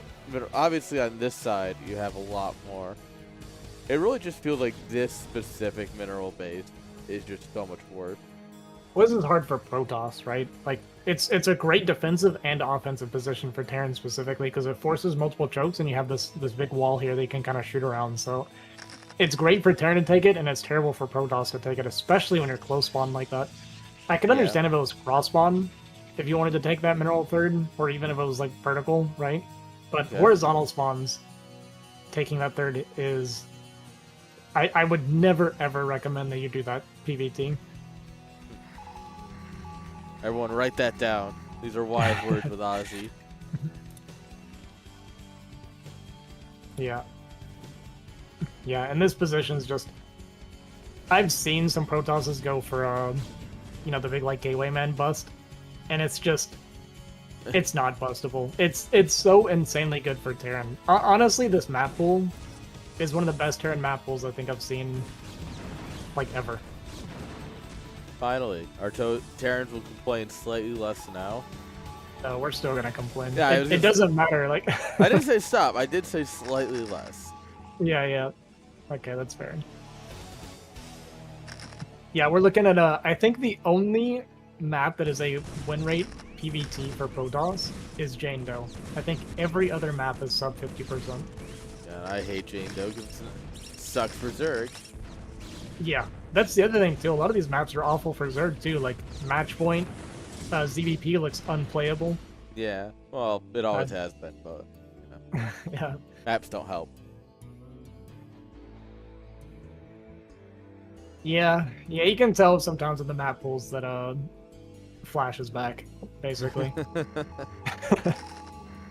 Flash is back, hurry! Make it so he can win. Yeah. Flash comes back and suddenly we get, what, like 27 Terran players in the ASL? Like, God, there are so many Terran players. Every group is like 3 Terrans and something. Well, it's crazy that we have this many Terrans. A nice storm drop here. Does get pulled pretty decently, but a few SCVs go down. But yeah, I was gonna say, it's crazy that we have this many Terran players and we still have a group that doesn't have a Terran in it. I don't even understand how that happens. Man, I don't know what they're doing over at when they're making the group with soup. Yeah. Like, do they just look at it and go, "This will be horrible to watch. Send it." Yeah. We got that 1-4 Terran group as well, so... Yeah. That's the one I'm like, oh, everyone loves TVT, right? 4 Terrans in a group. Yeah. I mean, I like I'm a TVT, TVT supporter, but that's gonna be like a 5-hour VOD. Oh, Hawk just now realized he missed it. No, He was no. confused about the timing.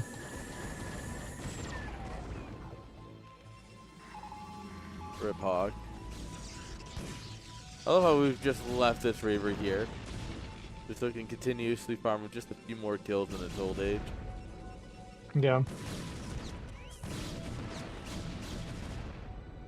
Well, Dexter's still up to a decent supply despite this beginning going pretty well for Razui, but Razui is on that 4 base to 4 base Protoss, so we're kind of in a similar situation to kind of the Nomad exit game, but I feel like this is a much more comfortable game state for Razui. Yeah. Like this is a really easy 4 bases to hold as Terran. It's also deceptive because once Terran's on 4 bases, they have everything they ever want, right? 3 gas, 4 Pretty base. much. Like he will be able to make Vulture tank for the rest of his life, including maybe a couple of drop ships. I like it. I like dropships. Could be sci-fi as well, but dropship is something I really need to start mixing in my play more often. It's just I'm slow. I'm very slow. I feel like dropships serve a really good purpose when Protoss is just kind of moving their death ball around. That's the same way it's good against Lurker, right? Their players going Hydra Lurker. They just pull them apart when they just refuse to do anything but play StarCraft 2 and F2 their army around. Yeah. There's also a really cool thing you can do to delay corners where you get a bunch of vultures kind of up on the map where you see Razui is right now. Yeah. And you kind of lay mines around this natural a bunch, and then you drop 2 tanks on the high ground. It's like, it'll be like 6 units, but it's insanely difficult for Protoss to clear efficiently. Sure. So it just takes so much time and effort from them, and you just kind of drop it there, siege a couple tanks, drop some mines, and let them deal with it while you're doing other stuff. Yeah. You never even look back at it. Yeah. I think that's what we were doing too. I think that's a dropship at 12 o'clock, isn't it? Yeah, I think that's exactly what he was trying to do. Dang, it's almost like you understand Terran players. You're kind of good at this. You should cast. I should. I might consider it, actually.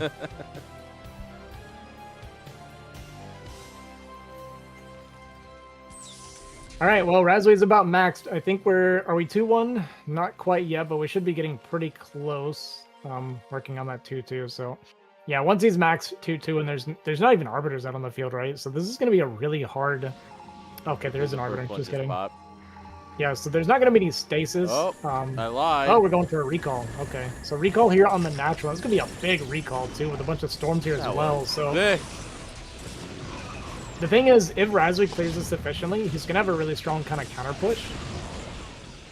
There's so many things. You got to put like here. the sad bump, bump, bump. This recall did a whole lot of not much. Yeah, it didn't do too much. It cleared some SCVs and cleared the gas, but Razui's army didn't really take any hits, so his army is still going to be huge, especially if he remaxes with this supply. Yeah. So now there's one arbiter. He's going to have 1 stasis, and that's pretty much it. So there is a chance for Razui to just kind of push across and get a seriously powerful position. He's going to be a little bit kind of disoriented from that recall. That is kind of how things go, right? Where it's like, in theory, great for Razui. In execution, it's actually quite difficult to manage everything that starts going on. Yeah. We still have these tanks. Or this dropship, theoretically full of tanks. Oh, run. Yeah. Run. So I kind of like the decision to delay moving out here for Razui because he wants to just go ahead and remax. It's very important that you do that because you know the Protoss player is going to be remaxed. So you just going to want to maximize your army power. And you lost a bunch of SVs, so your army is actually going to be even more powerful. Dude, this is so many tanks. This is so hard for Dexter to engage. I don't think you can fight this as Protoss. You kind of have to do the whole like wraparound, counterattack, and skirmish stuff from here on. Yeah, you got to pick this army. Yeah, this army is terrifying to fight head on. Great storms though. We killed a ton of the Goliath. This is like 2 enchanted control group of tanks alone. Yeah. This is like legitimately like 35 tanks. Like that's horrifying. That's more tanks than I ever want to see on a map in a game I'm in. And see, Dexter's doing what he needs to do. He's threatening the counterattack. So Razui is going to kind of be pulled back and forth. He wants to just fight Protoss at this point. His supply is a little bit dropped down. I'd love to see like mass vulture reinforcements at least. Nice mine hit actually kills one of the high Templar.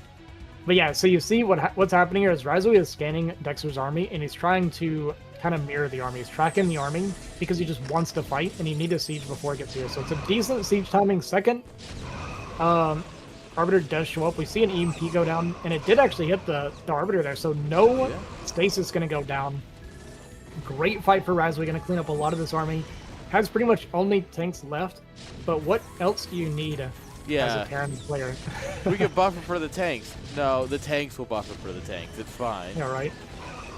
The problem Pretty is nice that storm going down onto these tanks, but there is not much buffer here for Protoss either, so all the goons and Templar are going to start to go down here on the backside, and Razui taking a supply lead for the first time as he pushes his army back.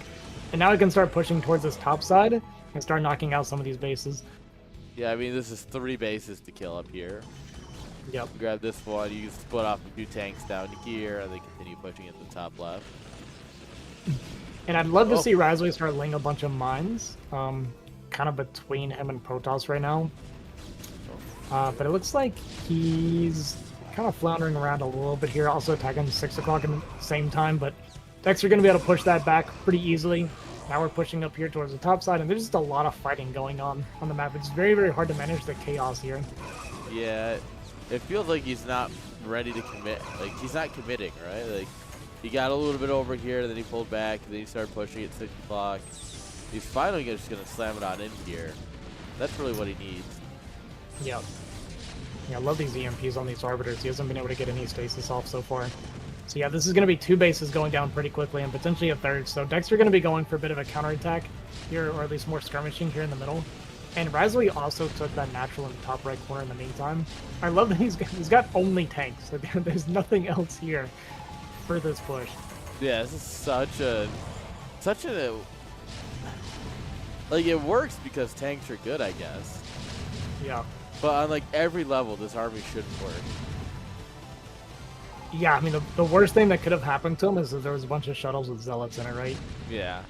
This would start getting kind of eaten alive, but as it stands, he's going to be able to push up here and clear off this base. So that's 3 bases that have gone down for Dexter. And honestly, like, when you have a big fight like that, I think the best unit in the game after a fight is Vultures. They make so fast, they have map presence so quickly, and they have their mines and everything.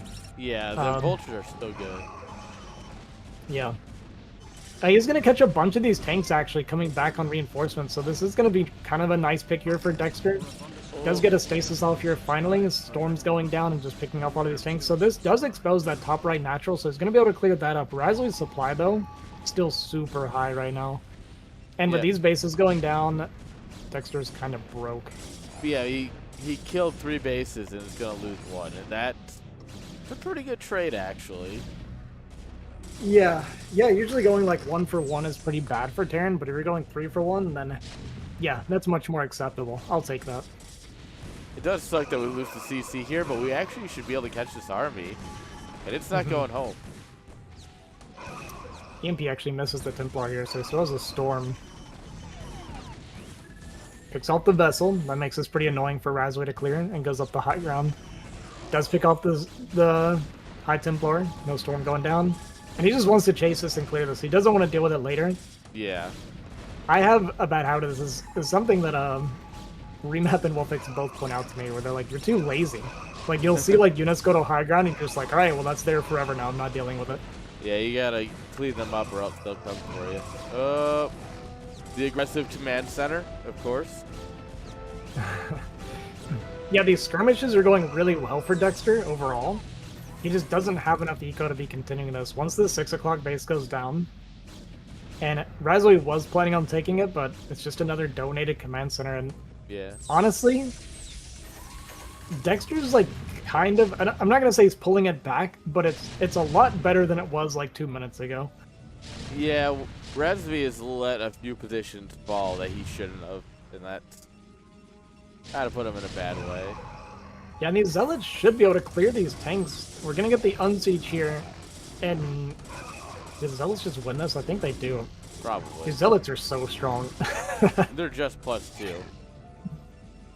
That's crazy. They weren't even close, by the way. Like, No. that was as many tanks as Zealots, and it was not even remotely close. Huge EMP goes down. Wow, that hit like 2 Templar, a bunch of the goons. So this army is super soft now. Yeah, we should be able to just kind of try and push this army back, hopefully. But the one thing that Razui's got going is by destroying the top left, there's only 1 place for production.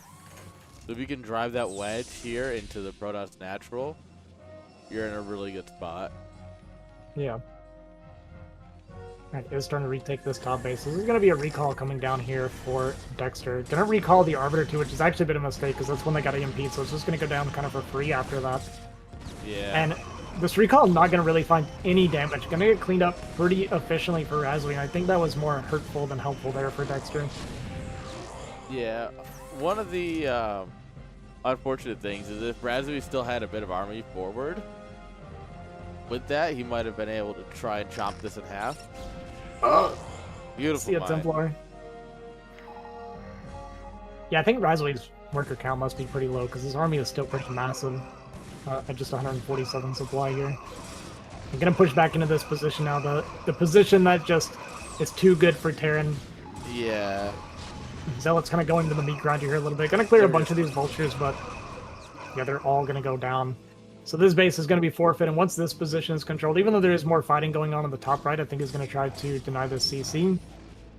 Actually, both command centers. He is going to lose access to pretty much all of his mining at this point. Yeah, you break this. GG is called. Dexter sees the writing on the wall. That was a really good first game. That's pretty much exactly what I expected out of both of these players. That's that how nice. You start a series. Yeah.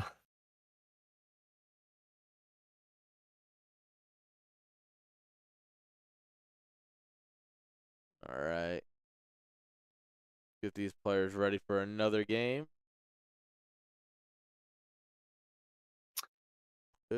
Yeah. Octagon. We're going to the Octagon next. Octagon. I am having a hard time liking this map. Really? Yeah. I mean, I think it's good for Terran. Yeah, I was going to say, isn't like the wide open center really good for Terran? Well, typically, no. Open spaces are usually worse for Terran, but it's just kind of the outsides of the map is really good for Terran because it's all like choked off and really locked in. I don't know. There's something I'm just having a hard time. My brain just doesn't approve of this map. I don't know. I don't know. Once you have an 80% win rate on it, it'll grow on you. Yeah. The Well, that's the average thing. Terran I think I mindset. do. Actually, let me check. Watch me actually, but that's completely. You're right. That's like the most Terran thing where it's like you bitch about something and then you have a winning rate. Like it's always like that. Yeah. Okay, Oh I'm no, 42%. I only Okay. have a 68% win rate. Nah, 43% is at least mortal. Yeah, to me the best example is like when I'm watching or I'm listening to Terrans and they're complaining about like TVZ or TVP or whatever. Mm-hmm. Usually, especially TVZ, I see a lot of Terrans complain about TVZ, and then I look up their seawall and they're almost always over 50%. And it's like, guys, You're not helping the cause. yeah. All right, our blue Protoss here currently down 0-1. We have Dexter 13 and his opponent here, and the top left with a 1-0 lead. Our Polish Terran player, Razui. What do you think 13th for? It's a good question. Every time I read it, when I say Dexter 13, I feel like it's I feel like I'm singing like I would like the Dragon Ball Z androids, where you're like Android 17. You know what I mean? Yeah. So he is just a 13th Dexter? I guess. Maybe he's got 12 siblings and he's the youngest. That's a lot of siblings. Yeah. I've got 9, so I got close. That's not bad. I have 1. That's not too bad either. No. Nah, he went into the Marines. He's a meathead. Oh yeah. Yeah, I'm glad that I had such a big family. Oh, big families are great. Yeah. I somehow got the like on my dad's father's side, there's like a bunch of family, and on my dad's mom's side, there's a bunch of family, but somehow like we just never interact with them. Yeah. Like it's one of those like you see each other at like weddings and funerals, and that's about it. Yeah. Yeah. Seems like I don't know. To me, large family seems very healthy for Yeah. the children. Oh yeah, I'm sure you had a lot of advantages with that. All right. Well, every single game that we've watched so far, Protoss has got first scout. Yeah, because like I said, I'm pretty sure it just pings the minimap where you need to scout every time you play Protoss. I always get so mad, man, when I'm sending my scout out, and it's like the probe shows up, and I just anytime the probe shows up, I'm like, all right, well, there's like -5 seconds of my factory timing by default. Yeah. And then it gets there so much quicker, and you're like, why? Stop.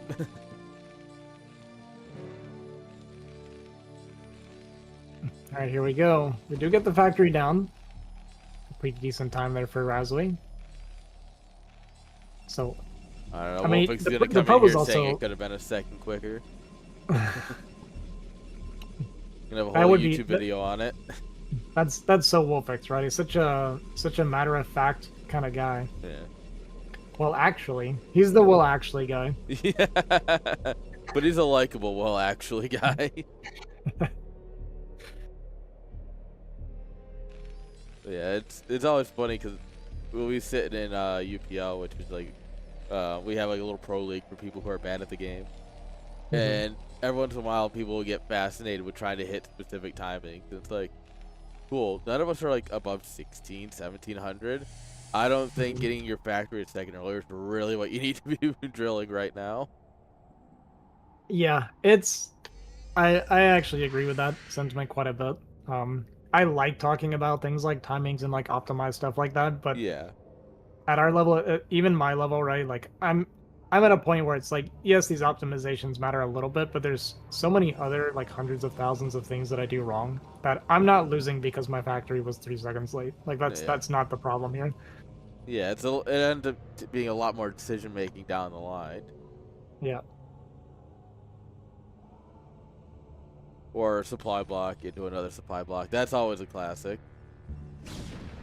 Well, Yeah. the SCV just scoots right through, of course. Isn't that crazy? I don't understand this map. So the SCV walks past a goon that's sitting on the ramp. I was playing a game 2 days ago, I think, where my Marine on the ramp was blocking my second Marine from going up the ramp. What? I don't even know how it's possible. I swear I was like, I need to go try to recreate it because I feel like something else had to be going wrong. It didn't make sense to me. You just had one really fat Marine sitting on the ramp. Yeah, I don't know. I don't really understand the ramps on this map. It didn't look like it should have been blocking, but I legitimately could not get my Marine to go. And there's also weird stuff with the high ground. So I can explain this while we're waiting for some of the early game stuff here. Go look at the high ground here. In the middle there, the like middle high grounds. Oh, like out here? Yeah, so like these things. All right, so look at this. I've lost games to this, trying to figure out this ramp. So you see the gray there at the top? Yeah. That is not the high ground. What? That is literally. So I think there's different stages of high ground. You see the like little triangles in between, like below. Yeah. So like those little. Yeah. So those right there. Yeah. Those are actually the high ground. So I had a TBT where I was playing against Razui. I had vultures on the gray panel, and he had vultures on those rectangles, and I was missing shots. I ended up losing the game off of this. So this high ground is like the most confusing high ground I've ever seen before. What the? Huh? Yeah. Okay, well I gotta move my lurkers to these spots then, apparently. Yes. Those are. I don't, like I said, I think there's like different levels. Like I think the gray might be more high ground than the bottom of the stairs, but yeah, I at least know those rectangles are higher ground. Huh. I at some point should actually do a bunch of testing and like make a quick video on it or something to explain it, see exactly how it all works. But yeah, I just don't even go to the high ground anymore. I can't handle it. So I guess it's because you have like, this is like a low layer, this is a mid layer. So Yeah. this is meant to be a high layer. Surrey, I have questions. Where's my map guy when I need him?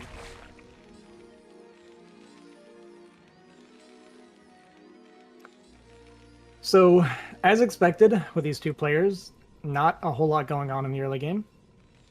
We're just kind of chilling. We're gonna play a completely normal macro game. I wasn't paying attention, so I didn't see what the Protoss opening was. I'm assuming it was a 23 Nexus, but Yeah, hard to something say for along sure. those lines.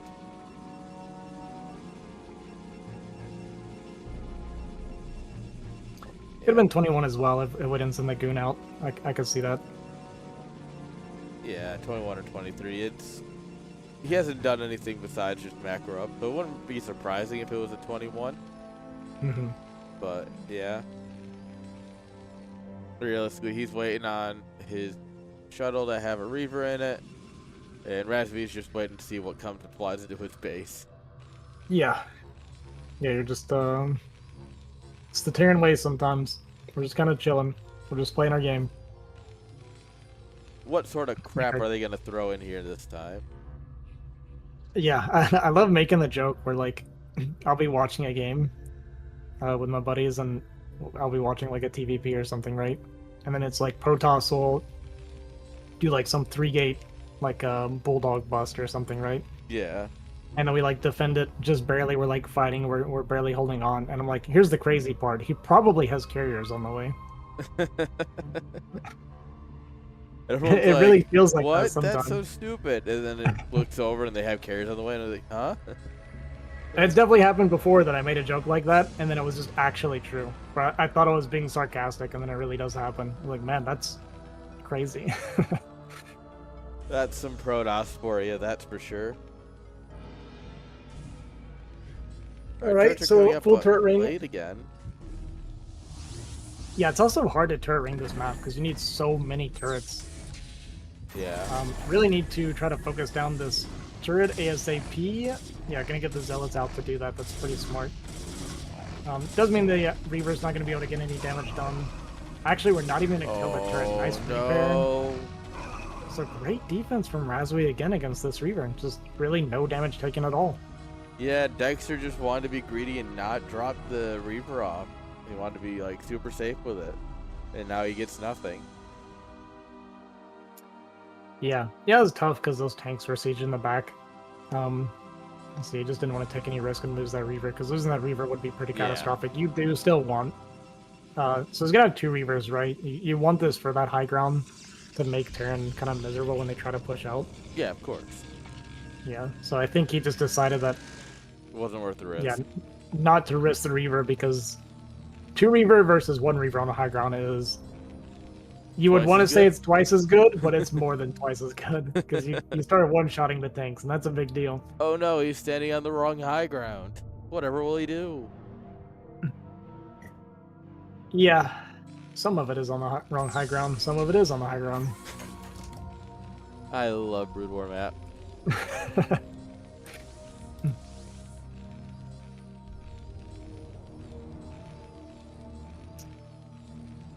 And we're just chilling. Dexter's just kind of waiting for Razui to push out. Is Razui on 6 fact? How many factories does he have? 5? Okay, just 5. So he's doing a 5 fact push out here. Gonna get a nice siege actually and pick off one of these Reapers. And a couple goons going down. What a great start for Razui. Yeah, this is wonderful for him. Yeah, it looks like a couple Reaver shots did get off, or at least one did, but yeah, the losses were definitely in Razui's favor. Yeah, tanks are kind of good. Well, free Goliath help, you know. Sometimes tanks you are get good. Complimentary Goliath with every meal. Right. I don't know if I like this push timing from Razui. It can still work because it's already started pretty well for him and he has a pretty good sized army. It's just when you're pushing like post 10 minutes, almost 11 minutes, it starts getting kind of scary because Protoss should have a really high gateway count at this point. You can just kind of get overwhelmed. I think he's just taking a defensive position here to expand, but You see never if he know. wants to commit or not. Yeah. Sometimes that trigger looked really tempting. You're like, ah, pull it. I mean, he's macroing really well. He does have a lot of army pretty early. What are your thoughts on these like bases back here? They're super weird to get to. You have to go like down, up, and around. Yeah, it's it's kind of what I was talking about earlier, where it's like, I think it's objectively good for Terran, but it's uncomfortable for me. Okay. I feel so, like, crammed in, and not having vision of the high ground, like, coming off the ramps, even though they can't really do anything from up there, it just feels uncomfortable to me. Yeah, that's fair. Alright, so Razui is going to commit to this push. There's a few Templar out here, but decent Reaver shot doesn't actually kill anything, but does pretty good splash damage. And he's continuing to push forward. I mean, supply is looking really scary for Dexter against this push. He does have a pretty high technical army already, though, with Storms, Reavers, and the shuttle here. Yeah. What's his gateway count at? He's actually using Zella bombs. Okay, 8. and an Arbiter on the way. So I was going to say that the gateway count's a little bit low for not going Arbiter, but 8 and Arbiter is fine. Yeah, it should be enough. You get a good stasis. You have enough to just dive on the rest. Alright, he's actually going to try to go for it, but changed his mind. Okay, he is going to commit to it here. And all the mines are dead here at this point. So he's going to get a decent fight here is Dexter, but a bunch of reinforcing vultures going to come in and start to clean up a lot of these zealots. And as the zealots go down, we see the goons back up. The Reaver does go down as well. And that was a great fight for Razui overall. 4 more tanks rejoining the fight as well. And he's going to be able to start pushing up this ramp. Going to walk forward here a little bit. Like... Yeah, a little too far forward. So he felt bad about winning that so clearly. He's like, you know what, you can have a few tanks. Yeah, but still pretty good for Razui. He's taking a supply lead now, right? I think it was like even or maybe even slightly behind for Terran, but now he's got about a 20 supply lead. Yeah, and if Terran Arbiter has is going to be coming. Lead, they're going to crush the next fight. Yeah, typically. And this is a pretty amazing looking army here from Dexter against these tanks. Actually does pretty well on the backside here. Delays the eBay getting built. This is good for... really the main thing is we denied this eBay from getting up so they can't float it to the high ground. Yeah. That's kind of the main reason that Razui wanted it here. Delays a lot of vision if it's not flying.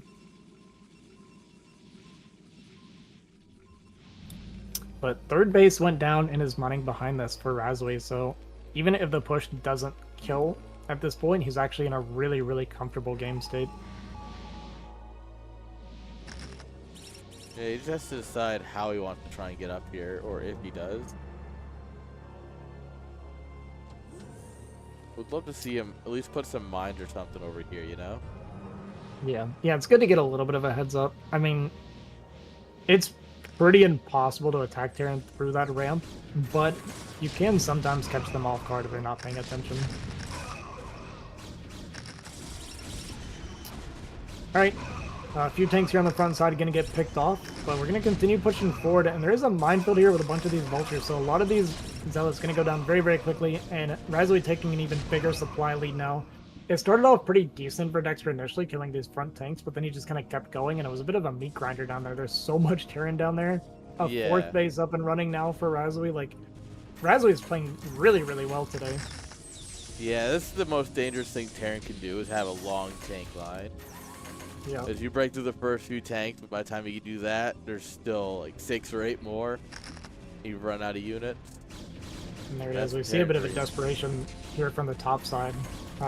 Everyone trying to get through here, but Razui sees it coming, so he's going to be able to set up onto that ramp ahead of time. Okay, we see the mines coming down. We got a few tanks here as well, and there's just not a whole lot of Protoss here, so it's not super scary. Yeah. Do some shuttle bombing here, but it's a little scary actually. It's more than I thought. He does need to respect this.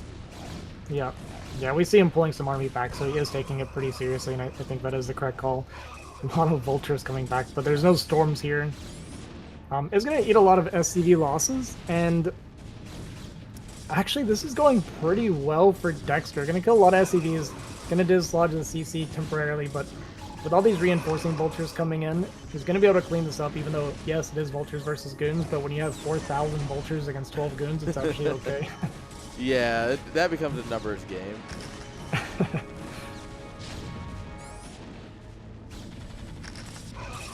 And yeah, over here, Dexter's not going to have enough to break this.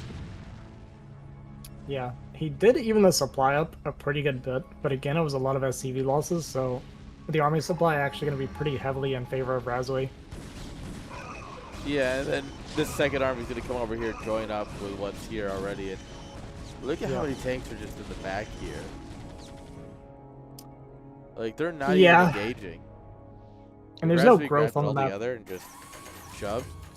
Yeah, that's what he looks like he's going to do. I mean, he can pretty much A-move at this point just about. Yeah. I mean, 1-1 And yeah, versus there's... +2.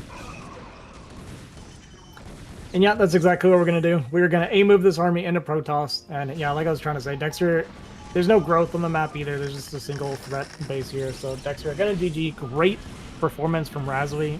Playing really, really well. Going to take the 2-0 here over Dexter. Yes, very well played. And that puts him into qualified, I believe, for IPSL. If I pull up the bracket. Yes, that is a qualifying match. All right. So he is player number 1, 2, 5 to qualify.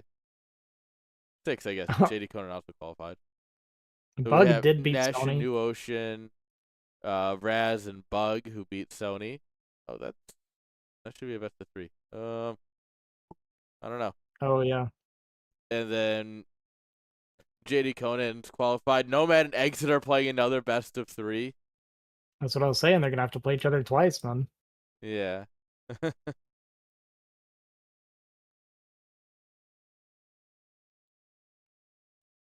All right, let's see. You wanted to get into it, round 2? Oh, yeah. All right. Nice. All right, we'll hop Perfect. right into that. What do we want to do with Sony and Bug? There seems to have been a miscommunication. Do we just let that be a 1-0? Let me see. Uh, It looks like Raz wasn't going to play the last game anyways, so they could finish their series potentially. yeah, I'll let them know. Yeah. All right.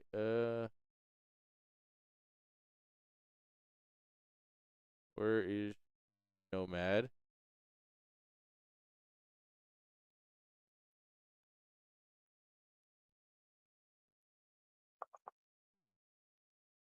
Oh, there he is. All right.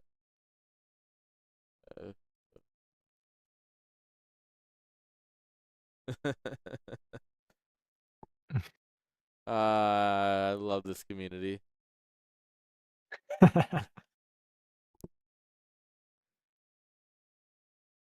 Never a dull moment. Uh,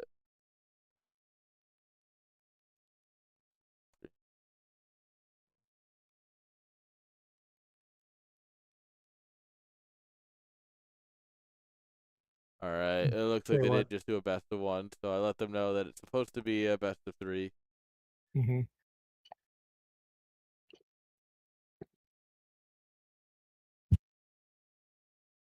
Okay, I'm gonna. I guess when the game starts, maybe I need like 30 seconds. Look, I haven't casted in a while, so my Yeah, no. throat's giving out. I'm All drinking so good. much water.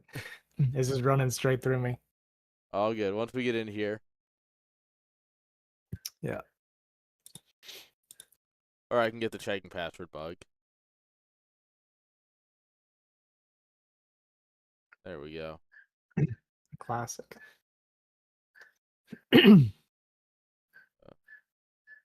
Is this regulation?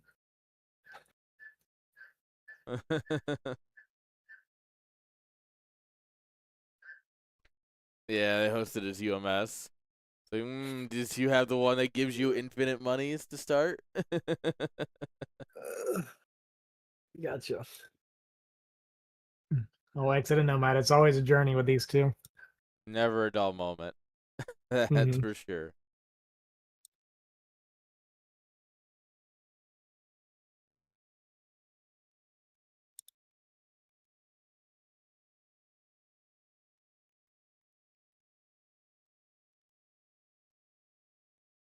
All right.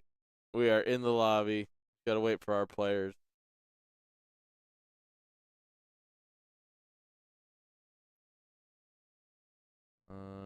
Second here.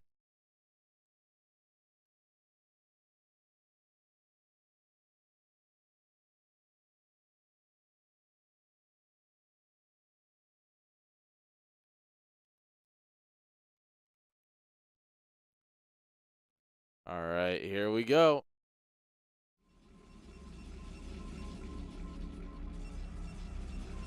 All right. All right. Sorry about that. So here in the I bottom didn't right even corner, realize we you have had our. finished. You left and come back. Oh no, I haven't left yet. All But right. let me at least do intro here before I step away. So here in the bottom right corner, we have our blue Protoss player Nomad. We got the rematch here. In the top left corner, we have our red Terran player Exit, also known as the Gentleman of StarCraft. Yes, definitely what he's known for. All right, I'll be right back. Yeah. Yo, Athena, welcome. Thank you for the gifted subbies. Oh, that just reminds me. There we go. Alerts need its own channel because OBS is silly.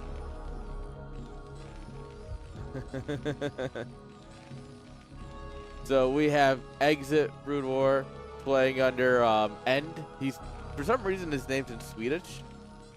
So we have Nomad, of course, and Slut, which means end, which I guess is close enough to Exit, right? Like if you have a Slut station, you have the last station, right? The end station. So it is very cool of Exit to show that we are the international Platinum Star League by putting his name in Swedish.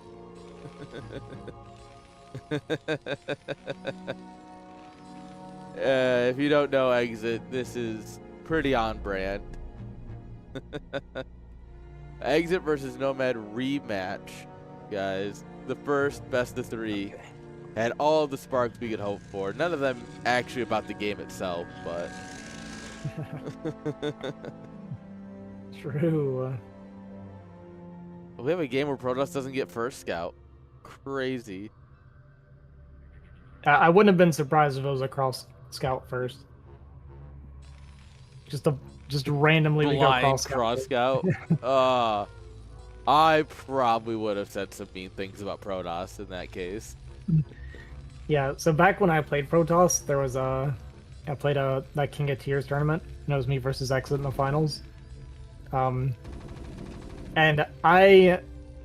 it was a very lucky series for me. Like everything went my way, and I did in game. It was either 3 or 4. I just decided to cross scout, and I was actually cross spawn, and then it took him forever to find me because he was so convinced that I was a close spawn, and yeah, it completely threw him off. That's hilarious. And the thing is when you're Protoss, it doesn't really matter. No, nothing. It doesn't really Protoss. change anything.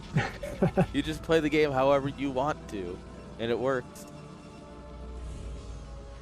All right. Yeah. Zealot probe's coming in here, but cross spawn, Zealot pressure doesn't work nearly as good. It does if you're close. Yeah, definitely not. Nice drill there, actually, to bug the Zealot just slightly. But yeah, see, we see some of that nice stutter stepping there from Nomad. Just great Zealot movement in general. Gonna get 2 Marines. 3. Gets the 3rd as well. And the 2nd Zealot is gonna be showing up here. And there's only 1 Marine out on the field. What's the factory timing? Okay, factory is done, so Vulture's on the way. And it is gonna be that 3 Zealot. Current objective survive moment. Yeah, so this overall is actually pretty good for Exit. He's not going to take any more losses. Or he shouldn't, in theory. Shouldn't. But he wants to give Nomad a chance here by throwing. Oh, a nice little eBay block. Yeah, it's usually pretty good to do this if you can. It just delays that CC for that Nexus timing. So it should allow, especially, it does 2 things, right? So it allows your CC to go down at the same time or earlier. And it also lets you know if Protoss is sending a unit across the map. So starting this bunker is super troll because we literally see that the goon stayed here to kill the eBay. So the whole point is that you can skip the turret. Okay, and now he canceled it. Okay. Well, it could have been faster, but that's okay. It's about even this way, I guess. Yeah, and I mean, yeah, but he could have canceled it, but he chose not to. And now it's still better than, you know, where you'd usually have your CC coming down later, but we could have had a little bit more greatness. Yeah. it could be slightly more optimized, but again, we were kind of talking about earlier, like this isn't like the make or break thing at our level. Yeah. That being said, you still have to make the bunker. Yeah. The make or break part is still canceling the bunker. Yeah, I thought he was gonna cancel to make the CC and then remake it later. But we went for very quick mines here, so some vultures actually gonna sneak in. What? That's crazy the way that worked. That bumped. Oh my god, this is a disaster for exit. It's a complete disaster. Ow. And Nomad knows it.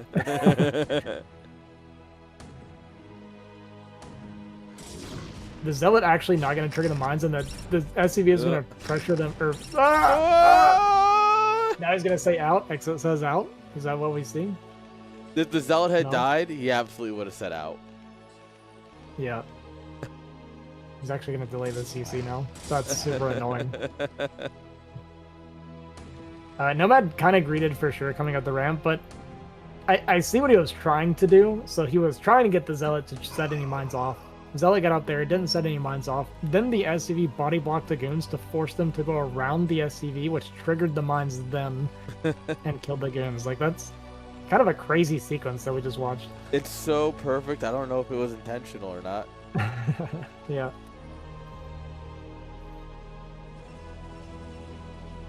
Yeah, we got a robo, additional gates coming up at home.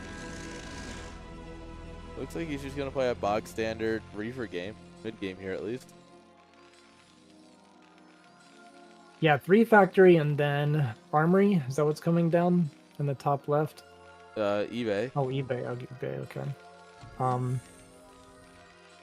I don't know what I'm looking at from Exit, but this is kind of typical of Exit as well. He just kind of does stuff, and he gets a lot of false positives because he does have really good controller execution of his like random builds. Yeah. It's like, oh yeah, of course this worked. I did it and it worked. Oh. Oh. Yeah. It's just interesting. 3 fact, 1 add-on into eBay. I think this is just kind of like a little bit of a just part of the chaos of just everything that's gone on so far. So everything looks a little bit off or awkward. Yeah. That, and he also knows that Nomad's a Reaper player on a regular basis. So we finished eBay, we started turret, we canceled the turret. He is not feeling comfortable or confident right now. Yeah, that throws my theory out of the water. Of the, oh yeah, I know this is going to happen. And just randomly tanks skirting around all over the place. Like I am puzzled. Exit's the worst good player I've ever seen before. And I respect him for that. Yeah. That's a title, you know? Not everyone has one of those. The thing is, he's like legitimately good. Like, yeah. Alright, well, mine's gonna get down. We got 4 tanks up here at the front. Nomad completely caught off guard by this push out. I think Siege is probably done. Yeah, so we're gonna be sieging even directly on top of our mines even. Yeah. You didn't know, when you put down mines, they're just little indicators for where to put your tanks. It's like how observers are indicators for storm, you know? Yeah, exactly. Yeah. This is like the most exit move I've ever seen before. He does stuff like this where it's like, he hits you with things where you're like genuinely confused about what just happened. Oh. Yo, that mine hit that under the tank actually came in clutch. What? Oh there it is. There's the counter out. So you remember what I said about false positives? That mine being on top of your tank, killing that Reaver, is the perfect example of a false positive. Yes. Okay, just 1 goon goes down. I mean, he's going to get some counter pressure here, but he's losing his natural. He's not able to clear these tanks up. I mean, Nomad is going to be dead. Yeah, this is crazy. And as you can hear, my guinea fowl has returned. Yeah.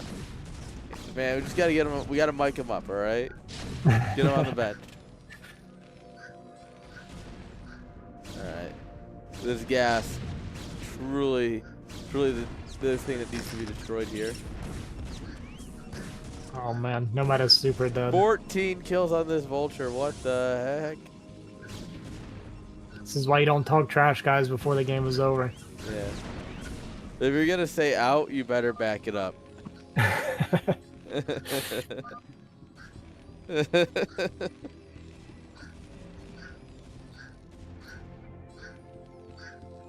That's what happens when you have a lot of history with the same guy. Like anytime when Rice Hat and I play, because we tend to play like the same game over and over, Right.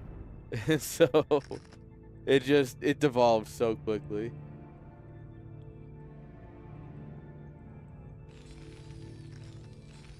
Yeah.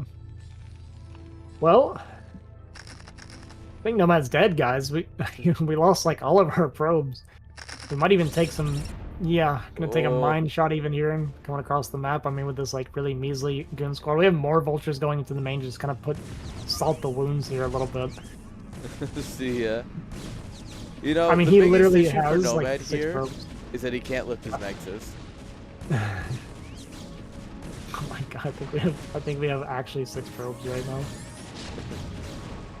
Going for a bit of a bust attempt, but we have only goons. We're even dropping goons on top of tanks. I mean, it's a nice mine drag, but it's not going to be enough, unfortunately. And surely GG is going to be called. Whoa, whoa, whoa, whoa. Whoa, okay, That's that's a no. That's a no. That's a no-no. Yeah, that checks out for these two as well.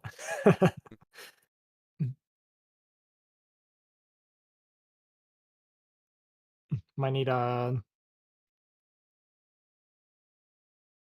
this is something I have to remind them of quite often. Literally, when I'm in a call with them and I'm turning my stream on, I'm like, guys, I'm streaming now. Just remember, watch your words.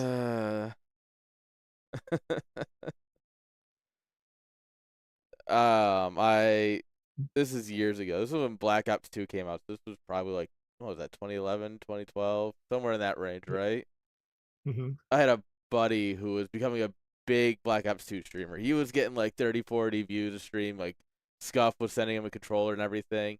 He was sitting in an Mm-hmm. Xbox party, and we had this one person we never really talked to, but also is just not a good person. He joined that Sure. Xbox party while my buddy was streaming, went, howdy, and then dropped a racial slur.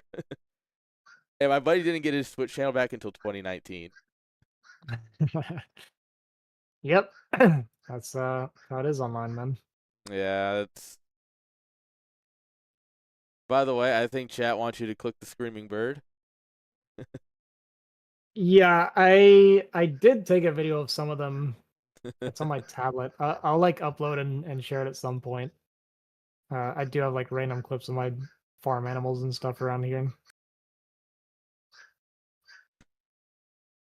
And now they're laughing. It's like, I knew that was a bugged map because he had tried hosting it. For those who didn't see, last game it was actually hosted as UMS first, and we switched it to top versus bottom. So Nomad's like, is this a sus map?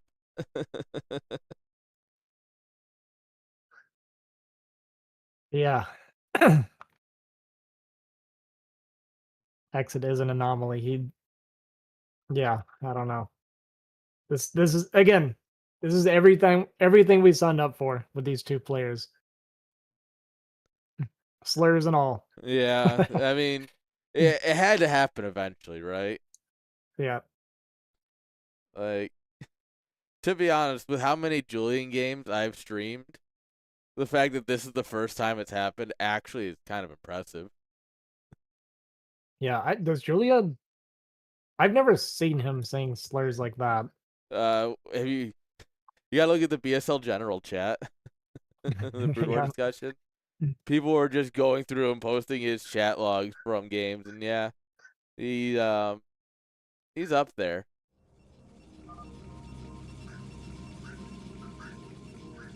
Yeah. Yeah. All right.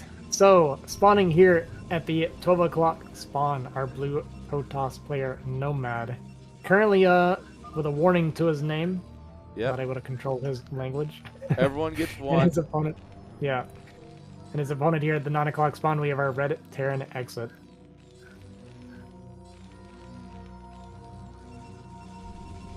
All right.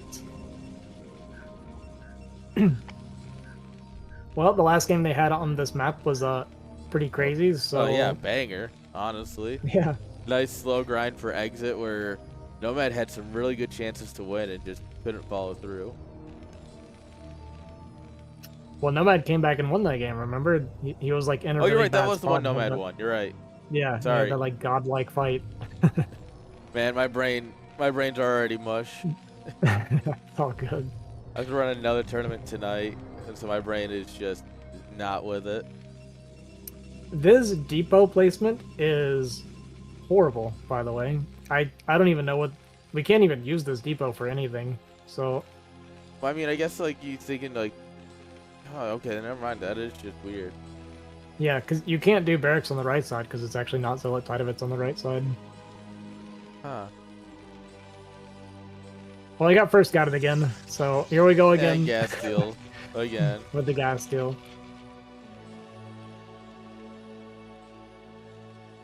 I mean, Nomad knows what he should do. So this is going to be a forward gate, gas steal. I hope that we see the second zealot before the like 3-minute mark this time out of Nomad.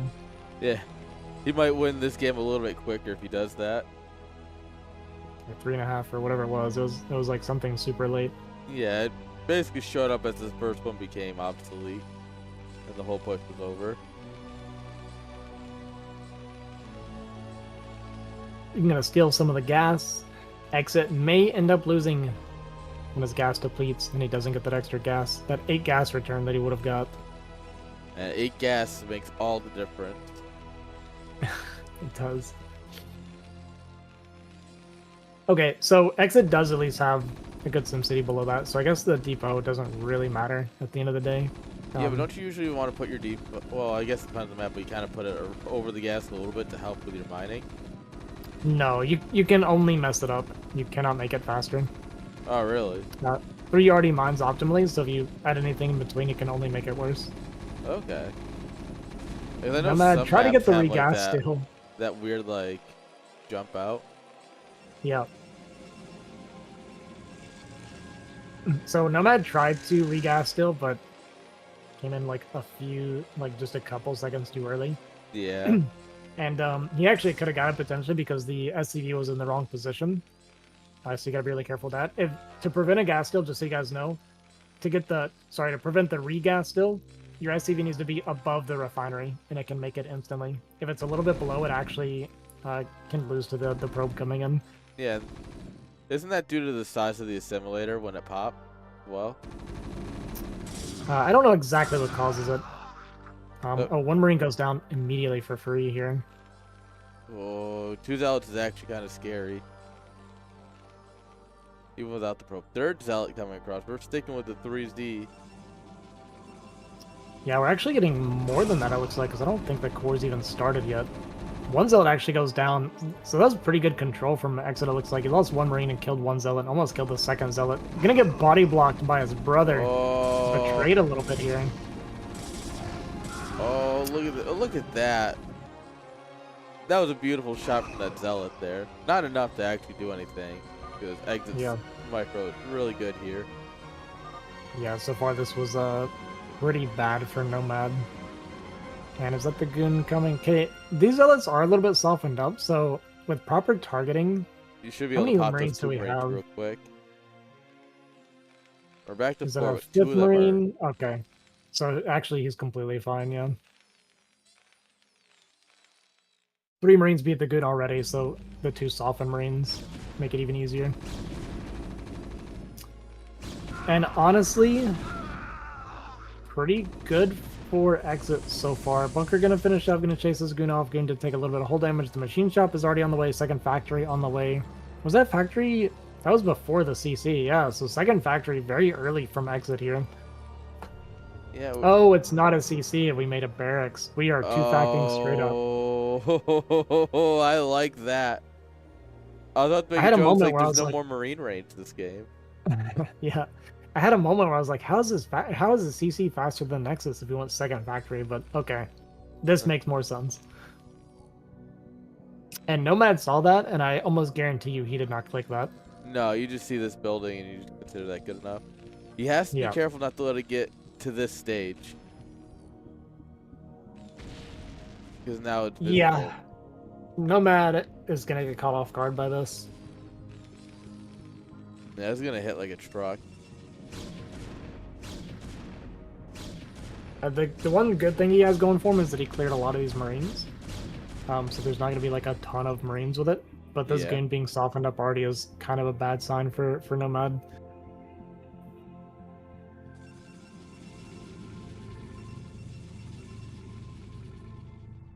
And he might even cut goons. We did go to second gate though. So he's going to have a decent number of goons actually, as long as he doesn't cut any. Yeah, but we got 4 right now. Yeah, I'm curious how many tanks Exit's going to wait for if he goes with 2. Looks like we are going to wait for that 3rd. Okay, no, we are going to push out. And Nomad sees it coming now. First goon on the front side, going to be very, very low, is going to get targeted down. So 1 goon for 1 vulture so far is a great start for Exit. There's a lot of units coming across the map. And it looks like Nomad had cut some goons as well, because there's no reinforcing goons even on the way yet. Yeah, what an unfortunate time. You cut your goons, and as soon as you do, it just rolls out. Yeah. Okay, 3 more goons back here. So we're up to 6 now. We picked off a couple of vultures as well. Gonna pull the probes. I kind of like doing that. Siege mode done for Exit. He's just gonna siege right on top of him. Nice sweep in the middle of the fight, actually. Really well done by Nomad. So he's gonna be able to clean this push up. That mine could have been the difference maker, but that was a great sweep. It's really hard to do that while you're fighting. Alright, who's gonna say out now? Exit walks up and sieges with just a tank. Also the most Exit thing I've ever seen. Don't worry, the vulture's here now. And Nomad holds. He did lose a lot of probes, but there's no CC for Exit. So as long as Nomad can continue to hold on, we're going 4 fact on 1 base. Can you even afford that? I don't think you can. No. I don't see any world where you can afford that, at least. Oh, he's actually gonna get that drag. That's crazy.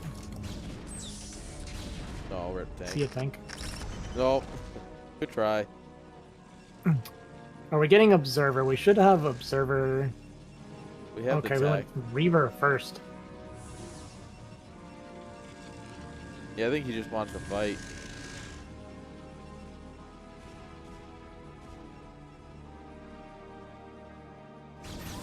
Alright, we got another little minefield set up here.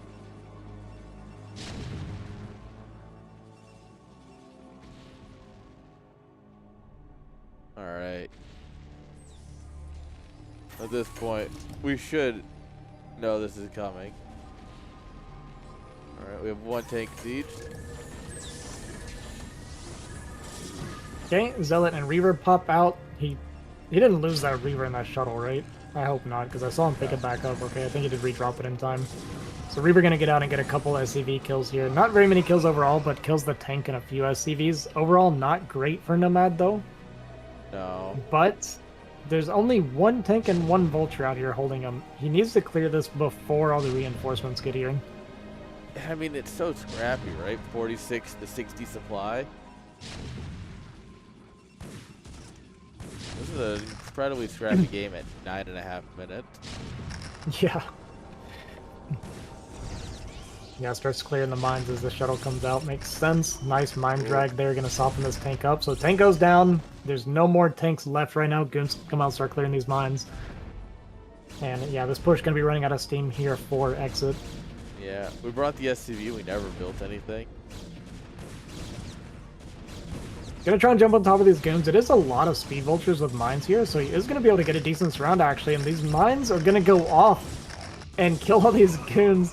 Don't tell me Exit wins this game still. No. Right?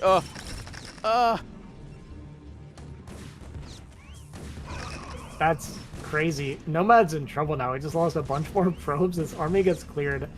Reaver comes out. He's really getting punished for this drop that he did earlier, kind of throwing these units away to try and get some damage when really he just needed to survive since there was no expansion from Exit. And Yeah. missing the Reaver here is like really hurt him now. And the second one, hopefully he doesn't drop it onto a mine. It pulls the Scarab to the turret and kills it off. Yeah.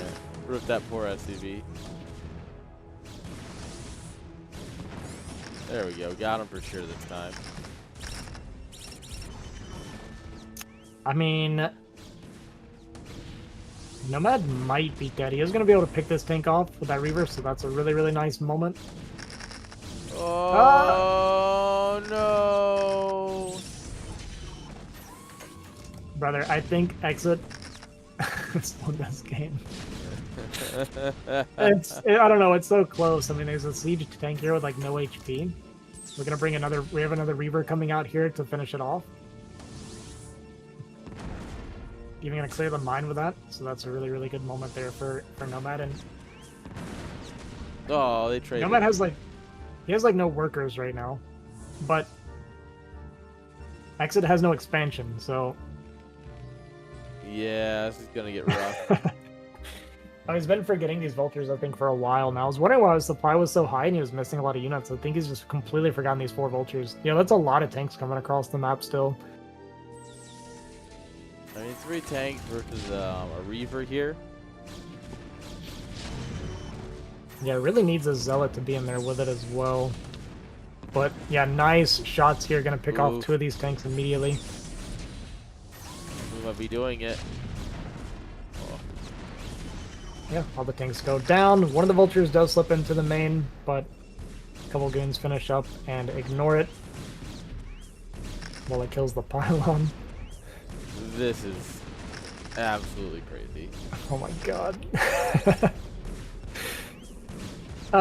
Okay, so Nomad does win, question mark? It's so hard to call this game, but I think we finally officially stabilized with that hold. That was a really, really good trade for Nomad and Exits. Now finally actually running out of steam. We have just a single tank here. The casual 8-minute all in. The 8-minute in length all in. That's been held.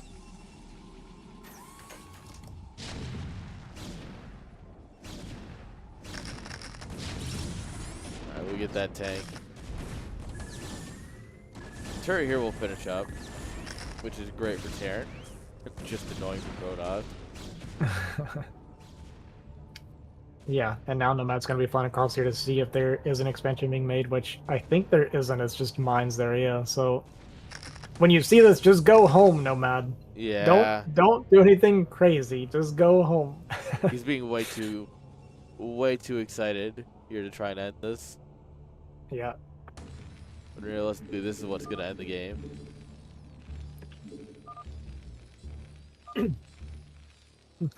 Almost got you. It was actually like really close. I legitimately couldn't tell if he was gonna hold or not.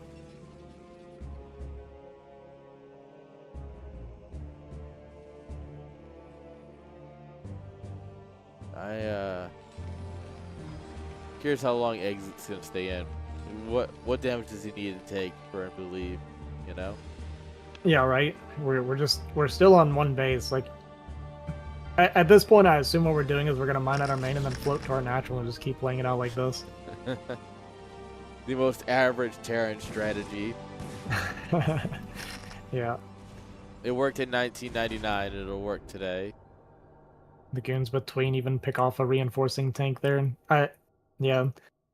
Even taking a third base, I think this is good for Nomad. I don't really like taking this third, because you don't need the gas or anything at this point. Like just take the safer third on the far side. Yeah, that one over there. It's like you kind of don't even need the third, but you do want to prep for in case he does start expanding. Yeah, the third is a get out of my game, son. Yeah.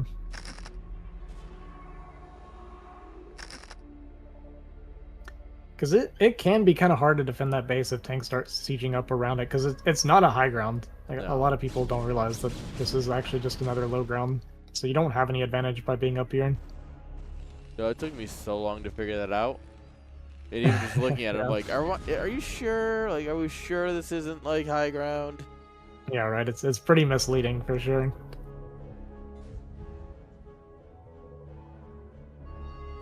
All right, looks like we are getting our last kind of hoorah push here from Exit. I was gonna say, I think those are SCVs going across. This is a straight StarCraft 2 pull the boys Yo, moment here. look, the boys are back in town. And there's not a whole lot of Protoss here, though. We do have the 2 Reavers here, which are gonna clean up some of these tanks. Honestly, if the SCVs were here in time with the tanks, I don't know if Nomad would have held very easily. We still have one. Now we got 2 Reavers. Yeah, it is in fact, as the kids might say, the Jover. Yeah. And just like in StarCraft 2, the answer to pulling the boys is AoE. Yep, every time. GG. All right, that ties the series up 1-1. So they're going to game 3 to figure out who qualifies for IPSL here. Game 3 between these two. We really are just having a wonderful day of StarCraft. And let's see, who do they play? So if you win this series, you get moved into the finals and you qualify in IPSL.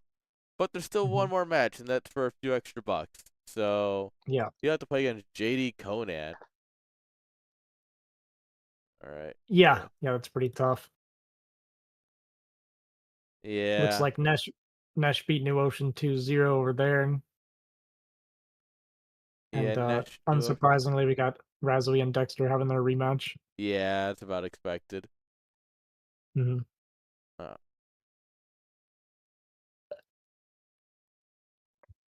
All right.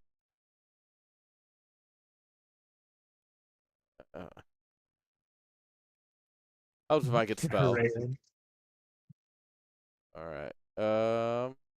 Here we go. Which map is it going to be? Andromeda. Oh boy. Honestly, in this matchup, Andromeda is going to be a good map. Yeah. A lot of people complain about old Kespa maps because of Zerg rushes, but there ain't no Zerg here. Yeah. But that third, that mineral only base, that's gotta suck for Protoss.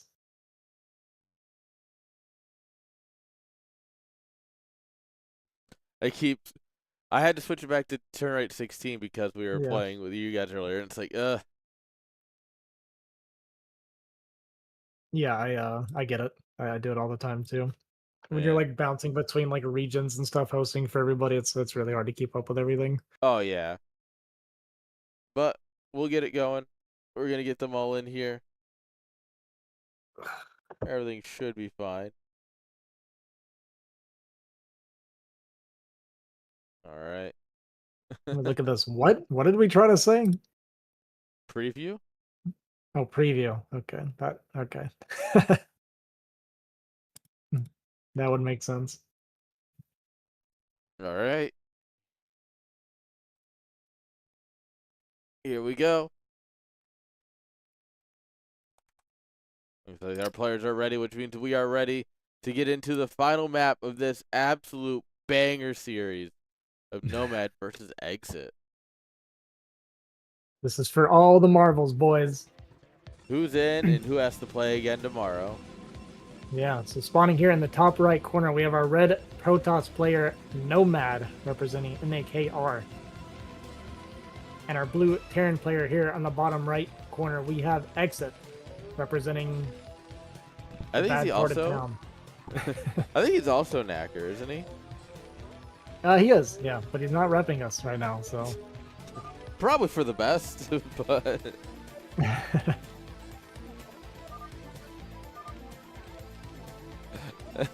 oh no.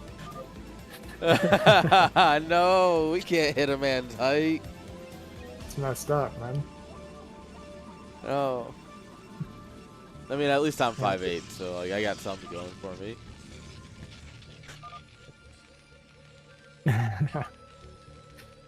That's funny. Yeah, this is our team camaraderie here, by the way. Both Yeah. these guys in AKR. I'm a part of NAKR, and I dislike both of them. Like, this is everything that a team should be. It really is the good old days. The clans have not changed, it feels like. Yeah. Yeah, we don't have time to argue with the other clans. We're too busy arguing with each other. Yeah. Just show up to BWCL, play some games, go back to posting on the forums how much you hate the other guy in the clan. Yeah. And good old form.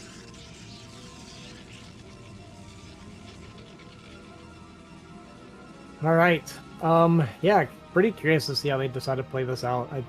I don't think Exit's ever played this map. Nomad probably hasn't either, or maybe he remembers it from the good old days. But yeah, we'll see. So, for those of you who don't know, obviously there's plenty of people who are new to Brood War in recent time. This is Andromeda. This is a Kespa map from 2006 to 2008, somewhere there. Somewhere between like 04 and 08 it came out. It's used a bunch. You have your main base. You have a small mineral expand on the high ground of your main base. And your natural's kind of tucked in here. You then have this little area, this little this little high ground area. There are 2 generators blocking this. So if he moves up here, we would see them. How broken is tank drop on this map? It's got to be good. Oh, I'm sure.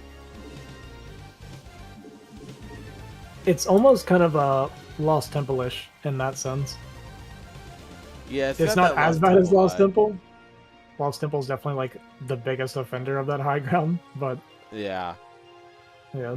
I played StarCraft 64 with the guys who stream it all the time. Mm-hmm. They were at StarCraft Brawl, so I played a few games against them on Lost Temple, and I was just like, God, this map's bad on regular Brood War. It's so much worse on StarCraft 64. Yeah. Okay, so we got Nomad Zealot pressure. Pretty typical of Nomad. But it's getting here after the factory is done. Okay, we're going straight to add-on. So no Vulture opening. And it looks like it was a 14 Zealot this time. So 14 Zealot, Zealot Goon gonna be showing up here. Yeah. And what's the bunker timing for exits? Okay, it's not gonna be done in time. So this is actually pretty annoying for a moment here. Because we didn't make the Vulture either, so we definitely cannot defend this. Yeah, so we're gonna have to abandon this. You just gotta run. Yeah, against this, you kind of need 4th Marine and Vulture, but because we skipped the Vulture, there's just no shot on defending. So he's going to be waiting for a tank before he comes down and takes this low ground now.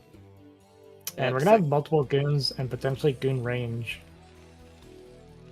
I wouldn't be surprised if he starts a high ground CC or maybe tries to take the mineral only here.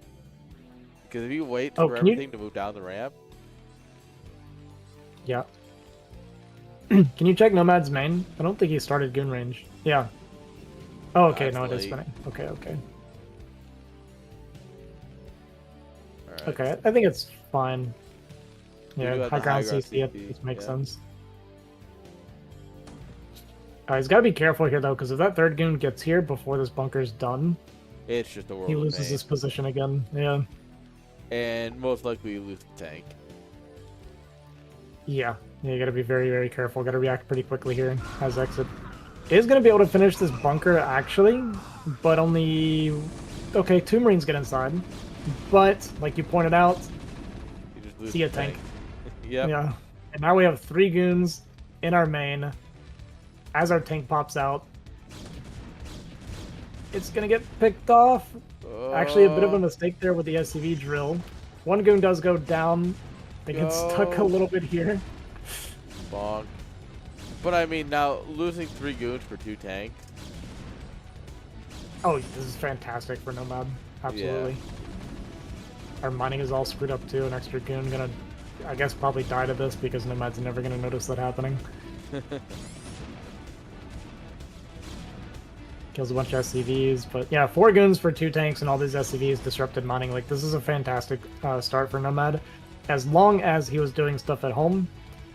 But he hasn't transferred yet, so... And he may have even missed a few probes himself. Kids these days, they don't appreciate the fine art. Yeah, right? Back in my day, this was all the map we had to play on. Yeah, this was our good map. Ain't that the truth?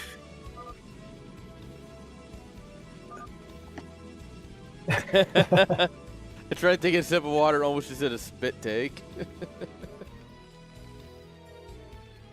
That's funny. Oh, these guys Alright. are a treat.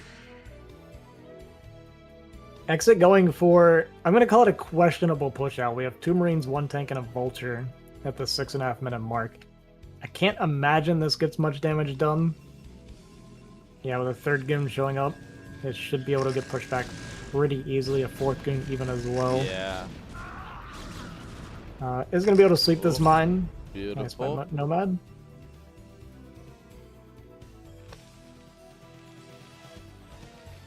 And I think he'll just wait for the Observer if he's doing that. He also might just be going straight into Reaver. I mean, Nomad kind of doing the same thing every game, right? Early Zealot pressure, different variations of it at least, into Reaver. This is just his comfort zone. And I mean, if it works, why do anything else? Yeah, I think it's good for him that he's always playing to his strength, right? And this is obviously comfortable for him. And I'm definitely, I have a very hard time playing against players, and I think this pretty much applies to everybody on StarCraft, though. Players that are very comfortable being aggressive are extremely difficult to play against. Yeah. Especially as a Terran player where you're trying to balance this. We got to move out a bunch. We got to defend, but we got to move out a bunch. Because you can just get locked yourself in 2 bases. Like, oh, I'm turtled up. You know, I'm playing Terran. And then you lose. You never moved out. Yeah. Like, if I think of Protoss players that are, like, direct counters to me, it would be, like, Nomad and Raz, right? Like, Raz also great early game control, very, very aggressive, a lot of pressure. Absolutely And true. I just think these guys that have, like, really good pressure and harass and stuff, they're just unbelievably hard to play against, I think. Yeah, also, once you get to, like, the mid and late game, like, the mid to late... Oh! Yeah, once you get to that point, like, microing a Reaver doesn't matter nearly as much as having the army in the right position, right? Yeah. So if you're really good at microing the Reaver, that's cool. But at some point, you need to make sure you have the right amount of army in the right spot to deal with the Terran push. Yeah. I'm surprised he shot at the SCVs there instead of the tank. That was very greedy by Nomad to go for that. And here we go. We got the probe dropped here at the 12 o'clock spawn. We are gaming. I don't know if Exit even knows about that, so this will probably go... Yeah, I think this will go undetected for, like, the whole game. Nomad should absolutely take a probe down here to his. Yeah.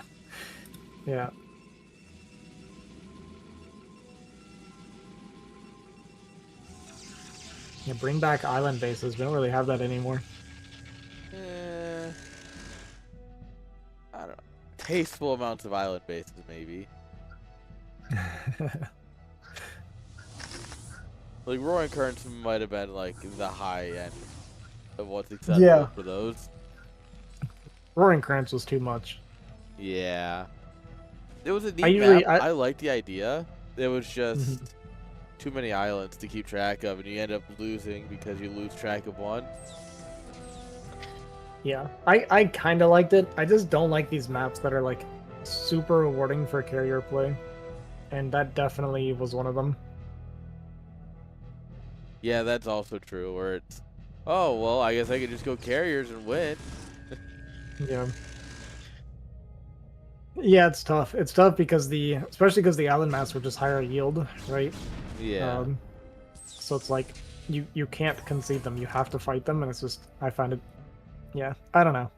I don't like carriers, so anything that encourages carriers, I'm biased against.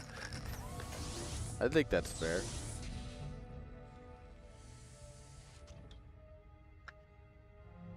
Well, we're just kind of chilling right now, these 2 players. A little bit of running around, but not a whole lot of action going down on the map, just kind of feeling each other out. Exit kind of scouting around with vultures. You can tell with the way he's moving his vultures that he's uncomfortable, right? Because he's just trying to check everything. He's like worried about hidden bases or anything like that.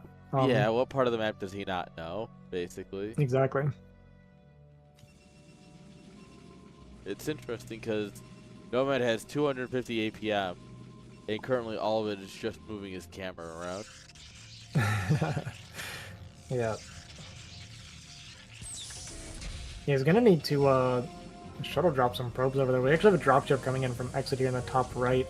Gonna drop off a tank and a couple of vultures here.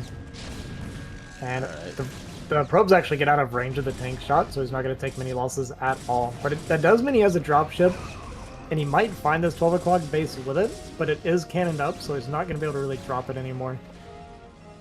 Yeah, he's gonna fly over here and go, oh, that's good to know. And then not be able to do anything about it. Oh no. See a drop ship. Alright, so now he gets the bad news that Protoss has a sky base. Skynet Protoss edition. And Exit kind of moving out towards the middle here, but there's a lot of Protoss here going to easily push him back, and this is a pretty weak force from Terran as well. So we're going to see him retreat all the way back, and I don't know what his plan is for the rest of the game. What is our factory count at right now? Yeah, we're sitting at 4. Oof. Yeah, so big. Revive. Oh my god, big fight here. Look at those Reaver shots. Ton of the tanks go down. Did he get... I think he got both Reaver kills, but they did their job. Even loads up this DT and drops on the high ground tank here to pick it off. And a little bit of indecision. Not sure if he wants to keep committing or not, but that's a great trade for Nomad. He just heavy reset that tank count. Sometimes it is just worth it to get in there and kill a few tanks, and then that's it. Yeah. I'm just worried about... We're barely mining this 30. He really needed to shuttle some probes over.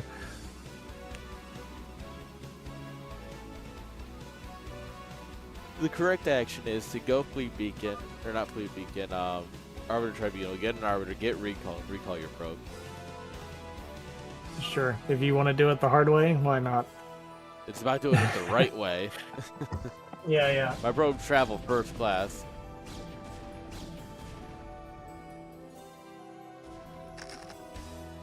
Yeah. Would have been funny if he actually did have it after saying that, but... We're just watching Arbiters fly over.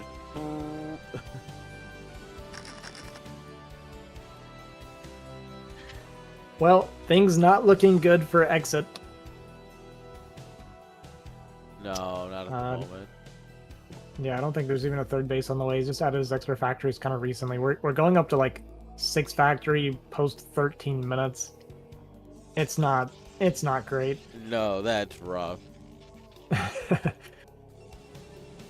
To put in perspective, a normal like 6-fact timing is going to be between 9 and 10 minutes. So if you're getting your 6-fact, like if you're pushing out at like between 9 and 10 minutes, so if you're finishing at 13 minutes, it's pretty brutal.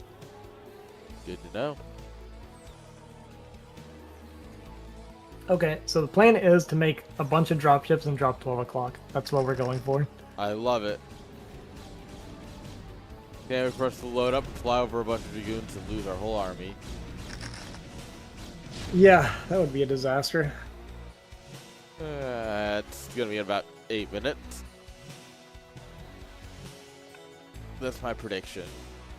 Yeah, this one could go on for a little bit. I mean, you can't really break Terran here either, right? Like, Terran does get these 3 bases pretty easily. It is kind of a wimpy third base, but it's just not breakable. You just kind of have to accept that Terran has this.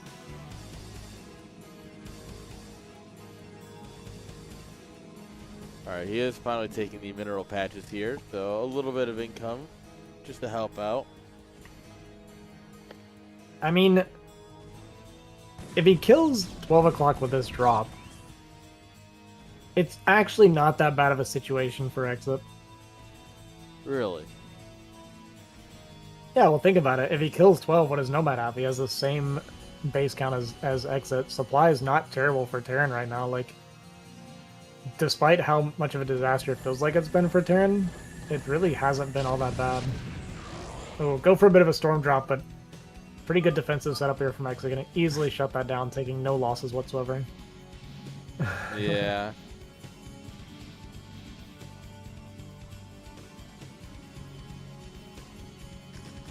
Alright, at this point the Arbiter goes Arbiters out. are out and ready to do something. Probably drop some thick stasis. I mean, And a we good have stasis 5 time here. dropships.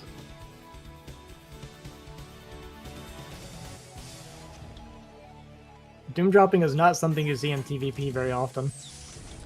No, but it's about to be hilarious because he's going to fly out and immediately get attacked. And then you run into Yeah, this is a pretty TVTR big issue, moment. right? Where you're chasing each other around with dropship. Mm-hmm. Is he going to the main? Looks like he's actually going straight to the main. So he's not going to be dropping that 12 o'clock. We are Doom dropping the main base of Protoss. This is interesting. And Protoss is completely on the other side of the map, so this is definitely going to catch him off guard. Yes. This is really risky to do because Storm against drops is hilarious. Yeah, so but good. luckily for Exit, he was not in position with the Storms yet, so he's going to be able to trade pretty decently, but honestly, Nomad going to clean it up pretty well. And yeah, this is why you don't see Doom drops in this matchup, because Karen's army scales specifically in like large numbers, right? Yeah. And to get large numbers in a drop, you're going to need a lot of drop ship. Yeah, and Protoss excels in the skirmishing aspect of this matchup, so by doing large drops, you're actually forcing smaller skirmishes, which is typically what Protoss wants. Well, we'll see if Nomad can turn it into a victory here. Yep, he has started taking a main base, which is going to be great for Nomad here, so it does put a bit of a timer here on Exit to get something done. He's actually reloaded and going for a redrop. We need our lotto ship emote. And the question is Nomad going to be in position this time to intercept? It looks like the answer is yes. Scan confirms Yeah, we see it. the scan. Alright, so this may just go towards the 12 spawn then. Did Nomad see it? I don't think he did. I think he was distracted with these vultures out in the front, so this drop is going to go down at, not at 12 o'clock, going to drop behind the natural here, which Ooh. Nomad doesn't really have an easy way to defend this position. We never kill those generators, and it's also just really hard to get around that anyway. Yeah. So this base actually going to be going down. Nomad's just committing to the front while this is all gone. That means not much else he can do. Yep, and there's only a couple tanks here, so yes, Exit is going to be able to kill a couple bases, but can he hold on in the meantime against this armor? You saw the stasis go down, reducing it only to a tank count of 1 that is currently in the fight. Yeah. So this position going to get breached. I mean, supply is super even right now, but I mean, they're both kind of on each other's production. I guess Exit's not actually, so Nomad's going to be producing. And if we get up this ramp and get on top of these factories, then it's kind of game over for Exit. Yeah, Nomad, it's just got a little more here than Exit has at home, even with Defender's advantage. Yeah, This he is does have rough, but extra tanks. not infinite units, you know? Yeah, it looks like it is going much better for Nomad overall. Pretty nice mine shot's going to clear up the goons and Templar there, but now you have your rally units just coming up into the Protoss army, and this is where it starts to really excel for Protoss. Yeah. Exit made a good series of it, but unfortunately... I mean, he makes a valid point, to be fair. Sure. But that does mean that Nomad qualifies today and Exit does Yes. not, so... GG's. All right. All right, guys. We have one more series to go today. It's going to be Nomad versus JD Conan. All right. But we are going to take a quick break, guys. Don't go anywhere. We have one more series to go. We'll see you soon.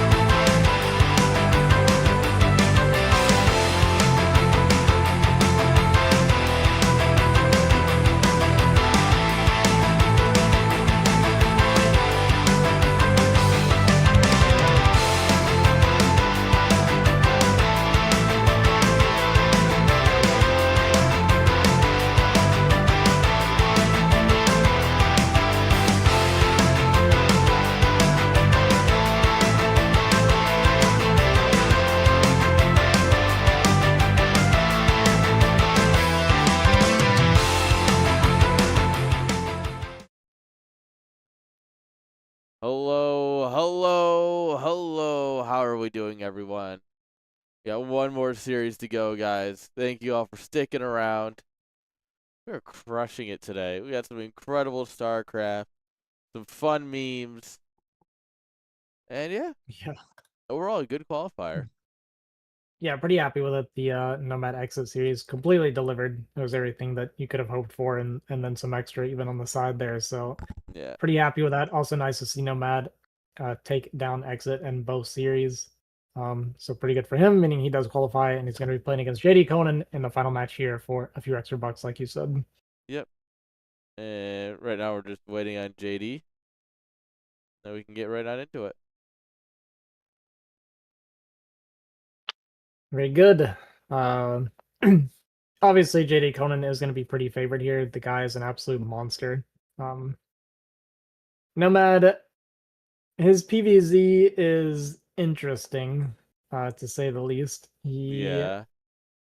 I've never seen anyone die to a 9 pull as much as Nomad does. He probably holds the record for that just in Brood War history. Hmm. All right. Sorry, I'm trying to get the map pool for the players. It's all good.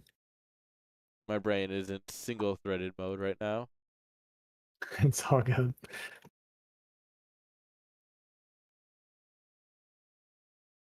Okay.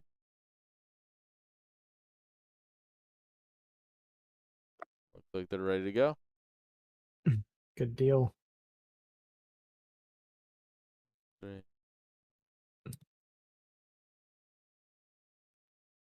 Okay, so.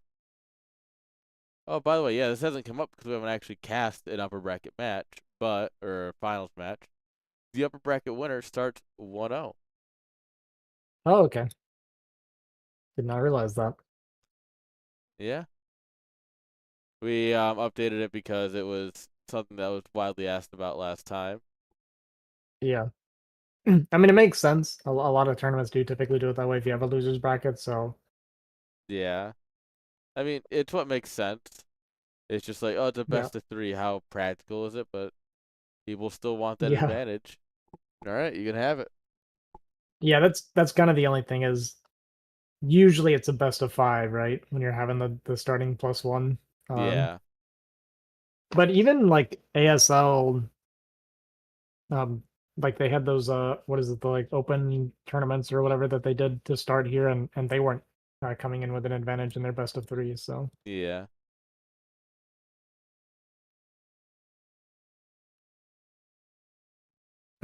yeah,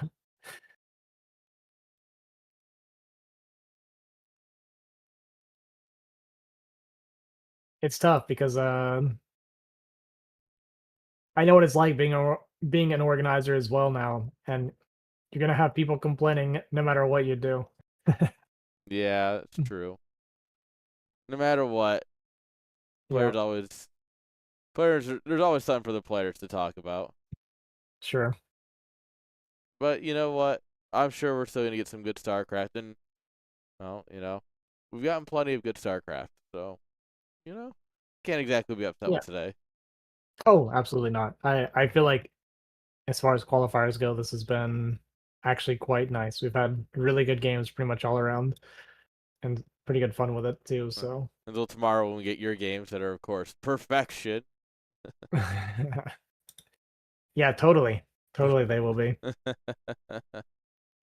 Perfect. All right, ladies and gentlemen, our final series of the day here in the winners bracket. We have our blue Zerg our blue Zerg player spawning in the top right.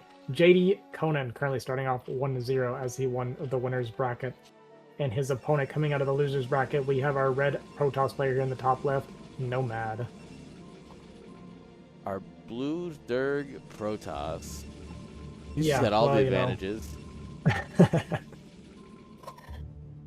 I couldn't even tell you where that one came from. I have no idea. Usually when I like have like a slip up or something, I can at least tell you where my brain was going, where like I got too far Yeah. ahead of myself. But calling Nomad Protoss was pretty far ahead of where I was at when I said that. All good. All right, so JD Cone, like we've talked about Nomad playing a pretty standard style, right? He has his gameplay and he's gonna do it. JD Conan, on the other hand, he kind of just enjoys doing the wackiness, right? Yeah. So here is what I'm talking about with Nomad. First of all, this is close spawn, so again, 13-13 isn't going to be fast enough. And then also, so this is what Nomad does. This is a Forge expand. This is not going to be a Gate expand. He does not do Gate expand. So he does Pylon, no Scout, then this Forge timing, and then he does a single Scout. And because he does this, he dies to a 9 pull that he does not Scout. If he last Scout, he's dead to a 9 pull 100% of the time because he won't make the cannon. Interesting. Yeah, it's actually crazy how he plays PvZ. It blows my mind. Some people just but luckily for him, he is going to get first Scout. So I'm curious if JD Conan knows. So it's going to be a 13-13 from Nomad. Does JD Conan know that he can actually send the Lings across the map and kill him? That's going to be what I'm really curious to see. Well, the Overlord's going to come in here. So he's going to get all the information he could want. Yeah. So it's just a matter of does he know the timing or not? But we've only got 2 sets of Lings at most coming currently. With another set that'll be a bit behind. Actually, this cannon is going to be way ahead of the Lings. You know, this could be because of the greedy way the Nomad plays. This is actually going to allow him to get away with the 13-13. Yeah, so he's actually completely fine. Yeah, it's going to be fine. He gets the cannon down a little bit quicker because he doesn't send that first probe. It actually makes a pretty decent difference. So it's going to be completely fine here. I'm almost sad because I've been talking about it so much. I really want to see someone die doing this. But between, the slightly faster cannon from only single scouting and from JD Conan chasing that probe down. But Nomad did smartly actually send out a second probe as that one was dying, so he managed to wrap around here and get back inside. So he's going to get full scouting info. Super important in this matchup. Gonna see the Hydra Den start right as it drops. Yeah. You know, all the timing you could want. Yeah, it's actually really funny that it worked out that way. JD Conan it was timed perfect because, you know, I didn't see because the hatchery doesn't have the vision, right? So he just happened to drop it the instant the probe shows up. So it's like, he might as well have typed, "Hey, I'm going Hydra." Like, yeah. I don't know. I don't see us getting a 973, but it's kind of starting to vibe like a early Hydra bust. Yeah, I mean that Hydra timing is definitely Hydra pressure. I'm curious to see if JD Conan will maybe swap things up because it got scouted. But I almost never see Zergs do that. Anytime their tech gets scouted, they just keep doing it anyway. Yeah, they're not double down. They're not a Protoss player. Well, generally speaking, if you're Zerg and you want to like hide your techs, you can. You can build both techs and just make them guess. Yeah. But you kind of have to commit to that early on. You don't really just start switching around. You drop both and you go, oh, which way, man? Which way? Yeah, I've actually said before, unironically, one of the worst things you can do as Terran is, like, for instance, if Protoss is scout, or if they're rushing DT, or even in PvP sometimes, one of the worst things you can do is scout the tech. Yeah. Like, right when it starts. Because your worker's gonna die, and they can pivot that into anything. They can cancel it and go literally anything. So, like, when you're Terran and you scout, like, a fast ET, then they'll, like, cancel Citadel and then double expand or something. Like, something like this. And you have to respect the possibility that it could be just a one-base DT rush. Yeah, and then by the time you move out, they've got 5 bases, and you're like, what? Yeah.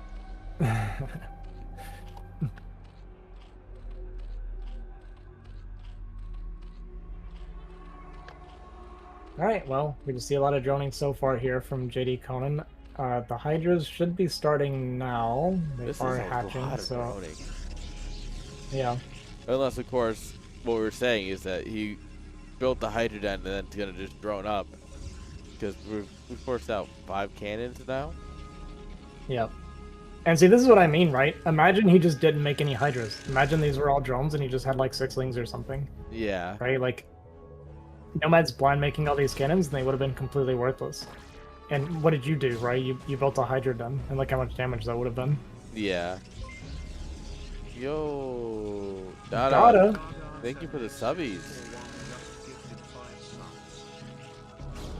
Thanks, brother Dada. We've hit 80 sub points, like 80 subs. That's nuts. Wow. It's actually really good. Yeah. I lost on mine. I'm down to 11. Alright, Hydra's going to move forward here and target down this front cannon, so that it's at least going to open up the bottom side here for the Hydras to pick off this forge. Beautiful. And this is why we have the new style of balling, where the forge is recessed behind the gateway. Zelda's going to actually come out here and fight the Hydra, so I'm going to pick off a few of them, which is kind of nice for Nomad, but it also means you're losing a lot of your buffer in case he was committing more Hydras. Yeah. You gotta be careful with this. Yeah. If there was another, like, 2 control groups of Hydra that just needed to be rallied over, it's over. Yeah, this is, like, really, really risky, right? Because, yeah, if it was continuous Hydra production, you kind of just die if you do stuff like this sometimes. Man, why can't Protoss ever do it when I'm playing? You know? But in this case, it is going to kind of work out for me. He's going to be able to finish this +1.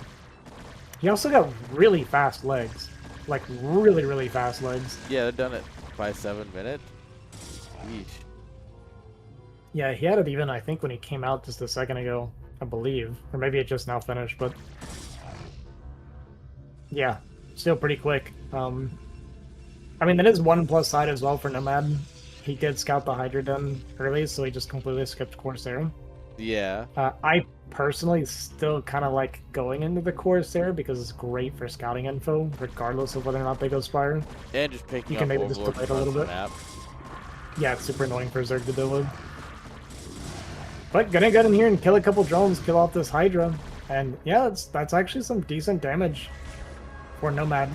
JD Conan smartly moving these Hydras to body block. Great movement from JD Conan. Gonna trap all these Zealots and kill them off. Really nice punish. Yeah. He doesn't lose a single Hydra there. It's crazy. JD Conan's so good, man. This guy Yeah, might know Pokken what looks he's so doing. good for Nomad. Yeah, he might. He just might. And as we see, Lurkers are done, so we're starting to morph those. And we're just going to go into a really quick contain here against Nomad, which Nomad can't afford to have happen. I mean, we skipped Corsair and we get contained is not supposed to happen. Yeah. But we've lost so many Zealots, it's going to be really hard to be getting out on the map. We've lost all the information we could gather, too. You know? I will say, Nomad Zealot production early has been fantastic. Are these on hold position, you think? Yes, they are. They are. Quick reaction from Nomad, only loses 2 Zealots. That's too bad. We could have lost so many more. Yeah. Yeah, that was very quick. It was obviously watching when this happened. Gonna go for another attack down here into the 3rd, maybe. Actually, we're gonna swing around into the natural. Just kind of running Zealots around, but... is he gonna be able to stop himself from getting contained is the question. Great lurker on the ramp, too. Man, JD Conan's just not missing a beat. No, he knows what he's doing, that's for sure. Yeah. Yeah, what, 2 drones gonna go down? Not even? Just 1? Yeah. Okay, there it is.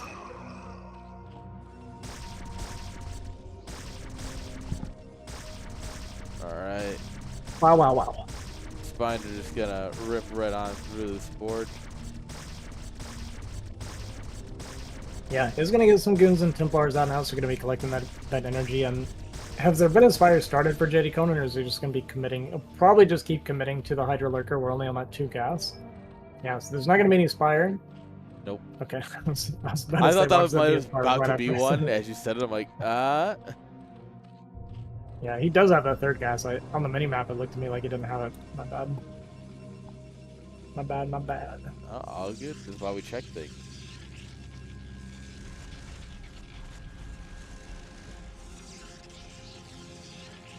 Alright, we got a nice so little this is the lurker game tank plan. going. Yeah, he's gonna full commit to this. This is the entire game plan, I'm pretty sure. Contain Nomad. Eventually he's done. Yeah, and I mean, if you're JD Conan, it's not that hard to do. Yep. This man has to deal with DeWalt on a regular basis. you know? Sure.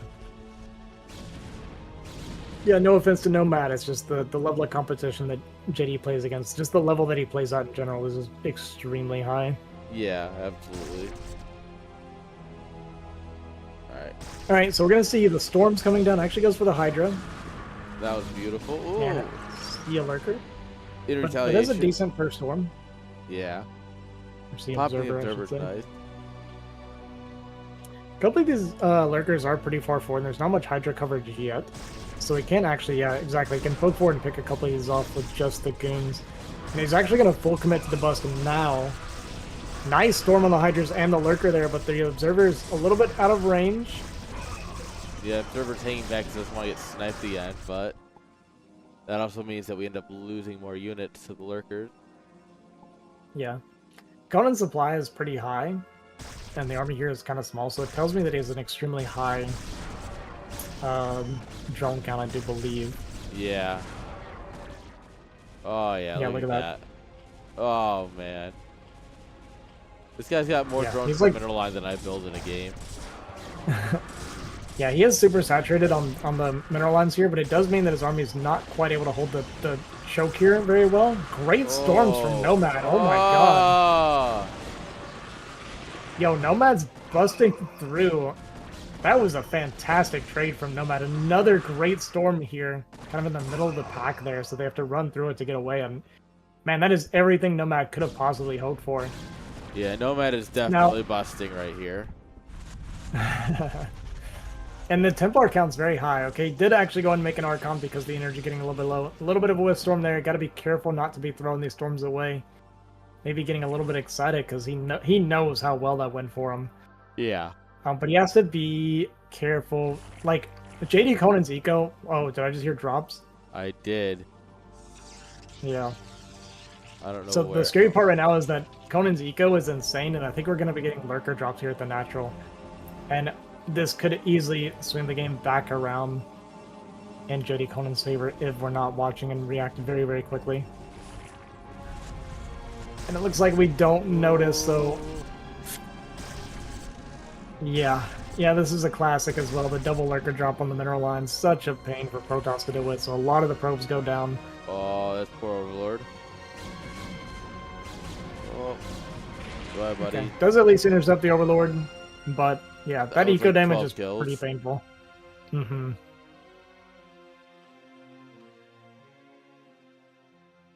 And again, Conan's rich. Like, he is not hurting to replace these units right now.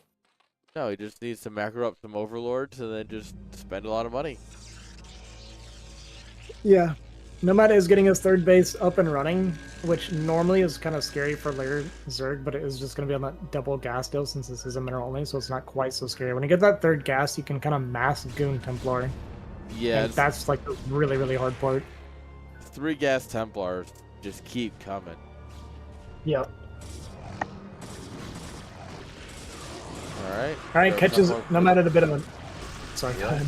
I would say he grabbed that Templar before the fight really kicked off here. Mm-hmm. Storms have been incredible, however. There might just be enough to keep Protoss at bay.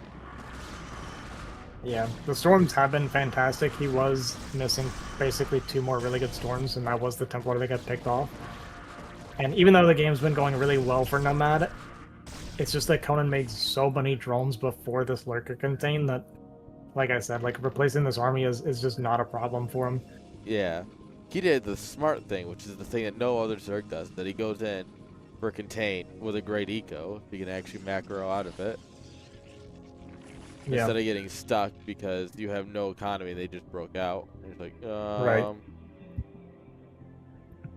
Yeah, it was kind of a soft contain instead of a hard contain in this sense, right? Because we didn't like full commit to it, whereas like if it breaks, we lose. But yeah, more of a, I'm just going to try to trade efficiently here. But Nomad just fought so well that it really kind of gave you hope for him for a second.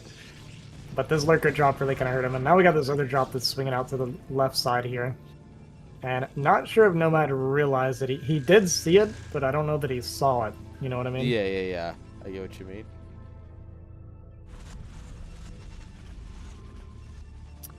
There's a couple cannons here, but it's really not going to do much for him. Alright, we're just going to dive on in. Oh, Storm's on the drop. that great. Actually, 4 cannons here, and the storm softening a little bit. The lurkers are going to be left, at least for Conan here on the bottom of the mineral patch, but not a bad defense from Nomad so far. No, not at all.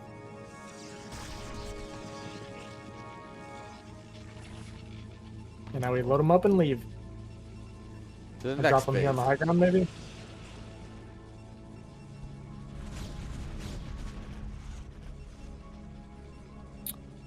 Alright, Conan just being super annoying.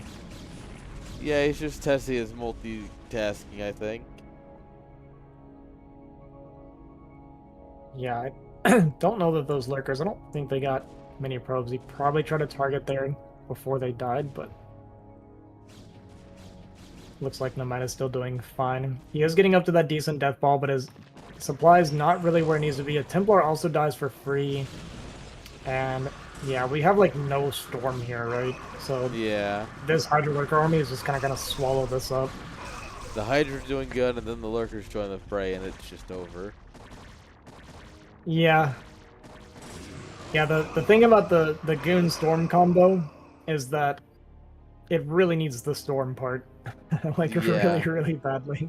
Goons are cool and all, but have you tried Storm? Alright.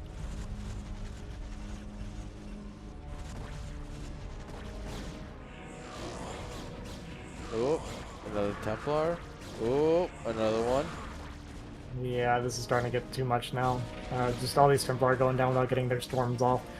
That's the thing when you're playing against someone at JD Conan's level, is you kind of have to play borderline flawless. You can have all these great moments, but you gotta keep having those great moments if you're gonna beat somebody like this. Correct. Yeah, we took all the great moments from Nomad today and put them into one game. He might stand a chance. Yeah. Yeah, more great fighting here on the bottom side, but we're still getting kind of soft contained. And, you know, this 4th base from JD Conan looks really healthy. It's got a bunch of extra hatcheries down. He's getting ready to take the natural as well. Yeah, he's just online at this point. He may not have hive tech, but his production is insane. Yeah, yeah. And he's just gonna slam through here. Not much you can do. Queen's Nest just about to finish up. Yeah, but thousands and thousands of Hydras kind of barreling down on us. We get another great storm. Yeah, if JD Conan loses, it's because he chooses not to dodge the storm. That's about it. Yeah, Both right. players at 2-1 upgrade. Yeah, which is usually not good for toss. You're kind of expected to be ahead on upgrades. Yeah. But JD Conan just keeps slamming units into this 3rd. Even if he doesn't really break the 3rd, he's just trading constantly while growing himself, and it's preventing Nomad from growing and really getting the death ball that he needs. Yes. Every Templar that gets picked off is just...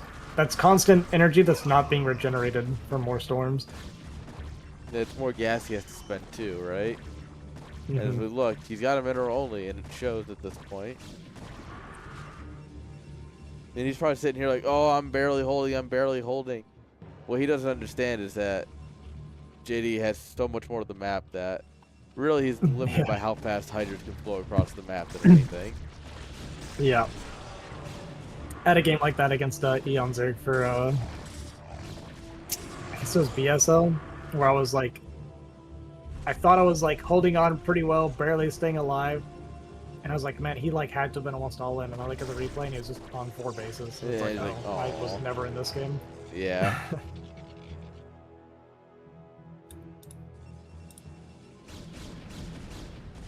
Alright, the big drop.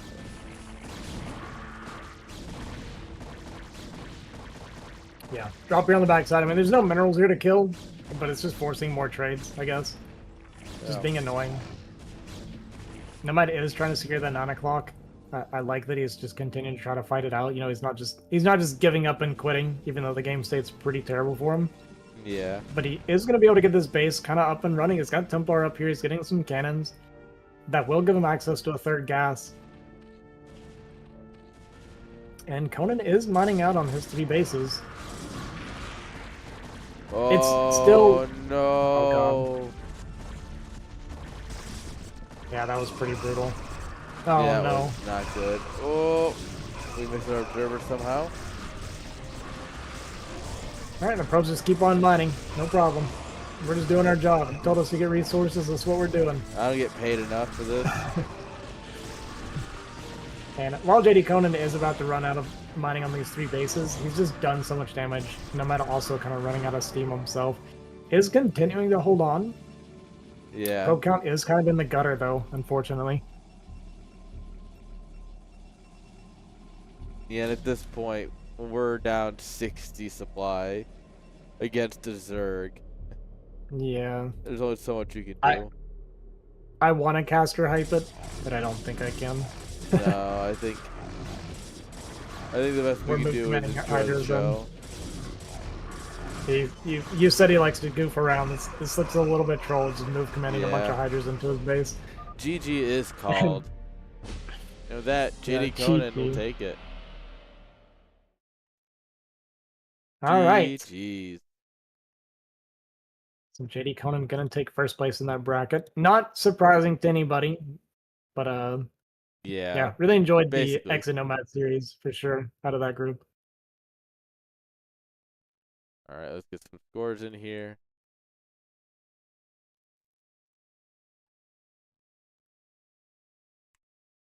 There we go. And now we can go ahead and take a quick look over the brackets. So here we had JD Conan and Nomad making it through. Nomad and Exit fighting it out here. Unfortunately, Hawk did not make it. So we had Nesh and New Ocean making it out here. Raz had to go before he could play his decider match. But Yeah, so he makes it through, and then Bug beats Sony 2-0. good old Bug. Yeah. Oh. There we go. Come on. You know what? Tag with it. I'll deal with it later. And then we have Dexter and Razvi making it out here. Oh, Dexter turned around and beat him 2-0 in the rematch. Yeah, that's good. We'd love to see a Interesting. good result here for Dexter. All right. But Very that's good. about it for today. That's all I got. Do you got anything you want to say? No, I feel like this was a really good qualifier day. We had a lot of good games to watch. We got Exit and Nomad twice. The Razoi and Dexter series was great. Mm-hmm. Watching Nomad get absolutely blasted by JD Conan was fun. All right. Well, thank you for hanging out. Guys, thank you all for watching. We'll be back tomorrow with our last qualifier, so make sure you tune in, guys. Until next Yeah, time. come root for me. I'm playing Yes, tomorrow. we're going to watch Hazi win it all. Peace. Surely, yeah. See you guys.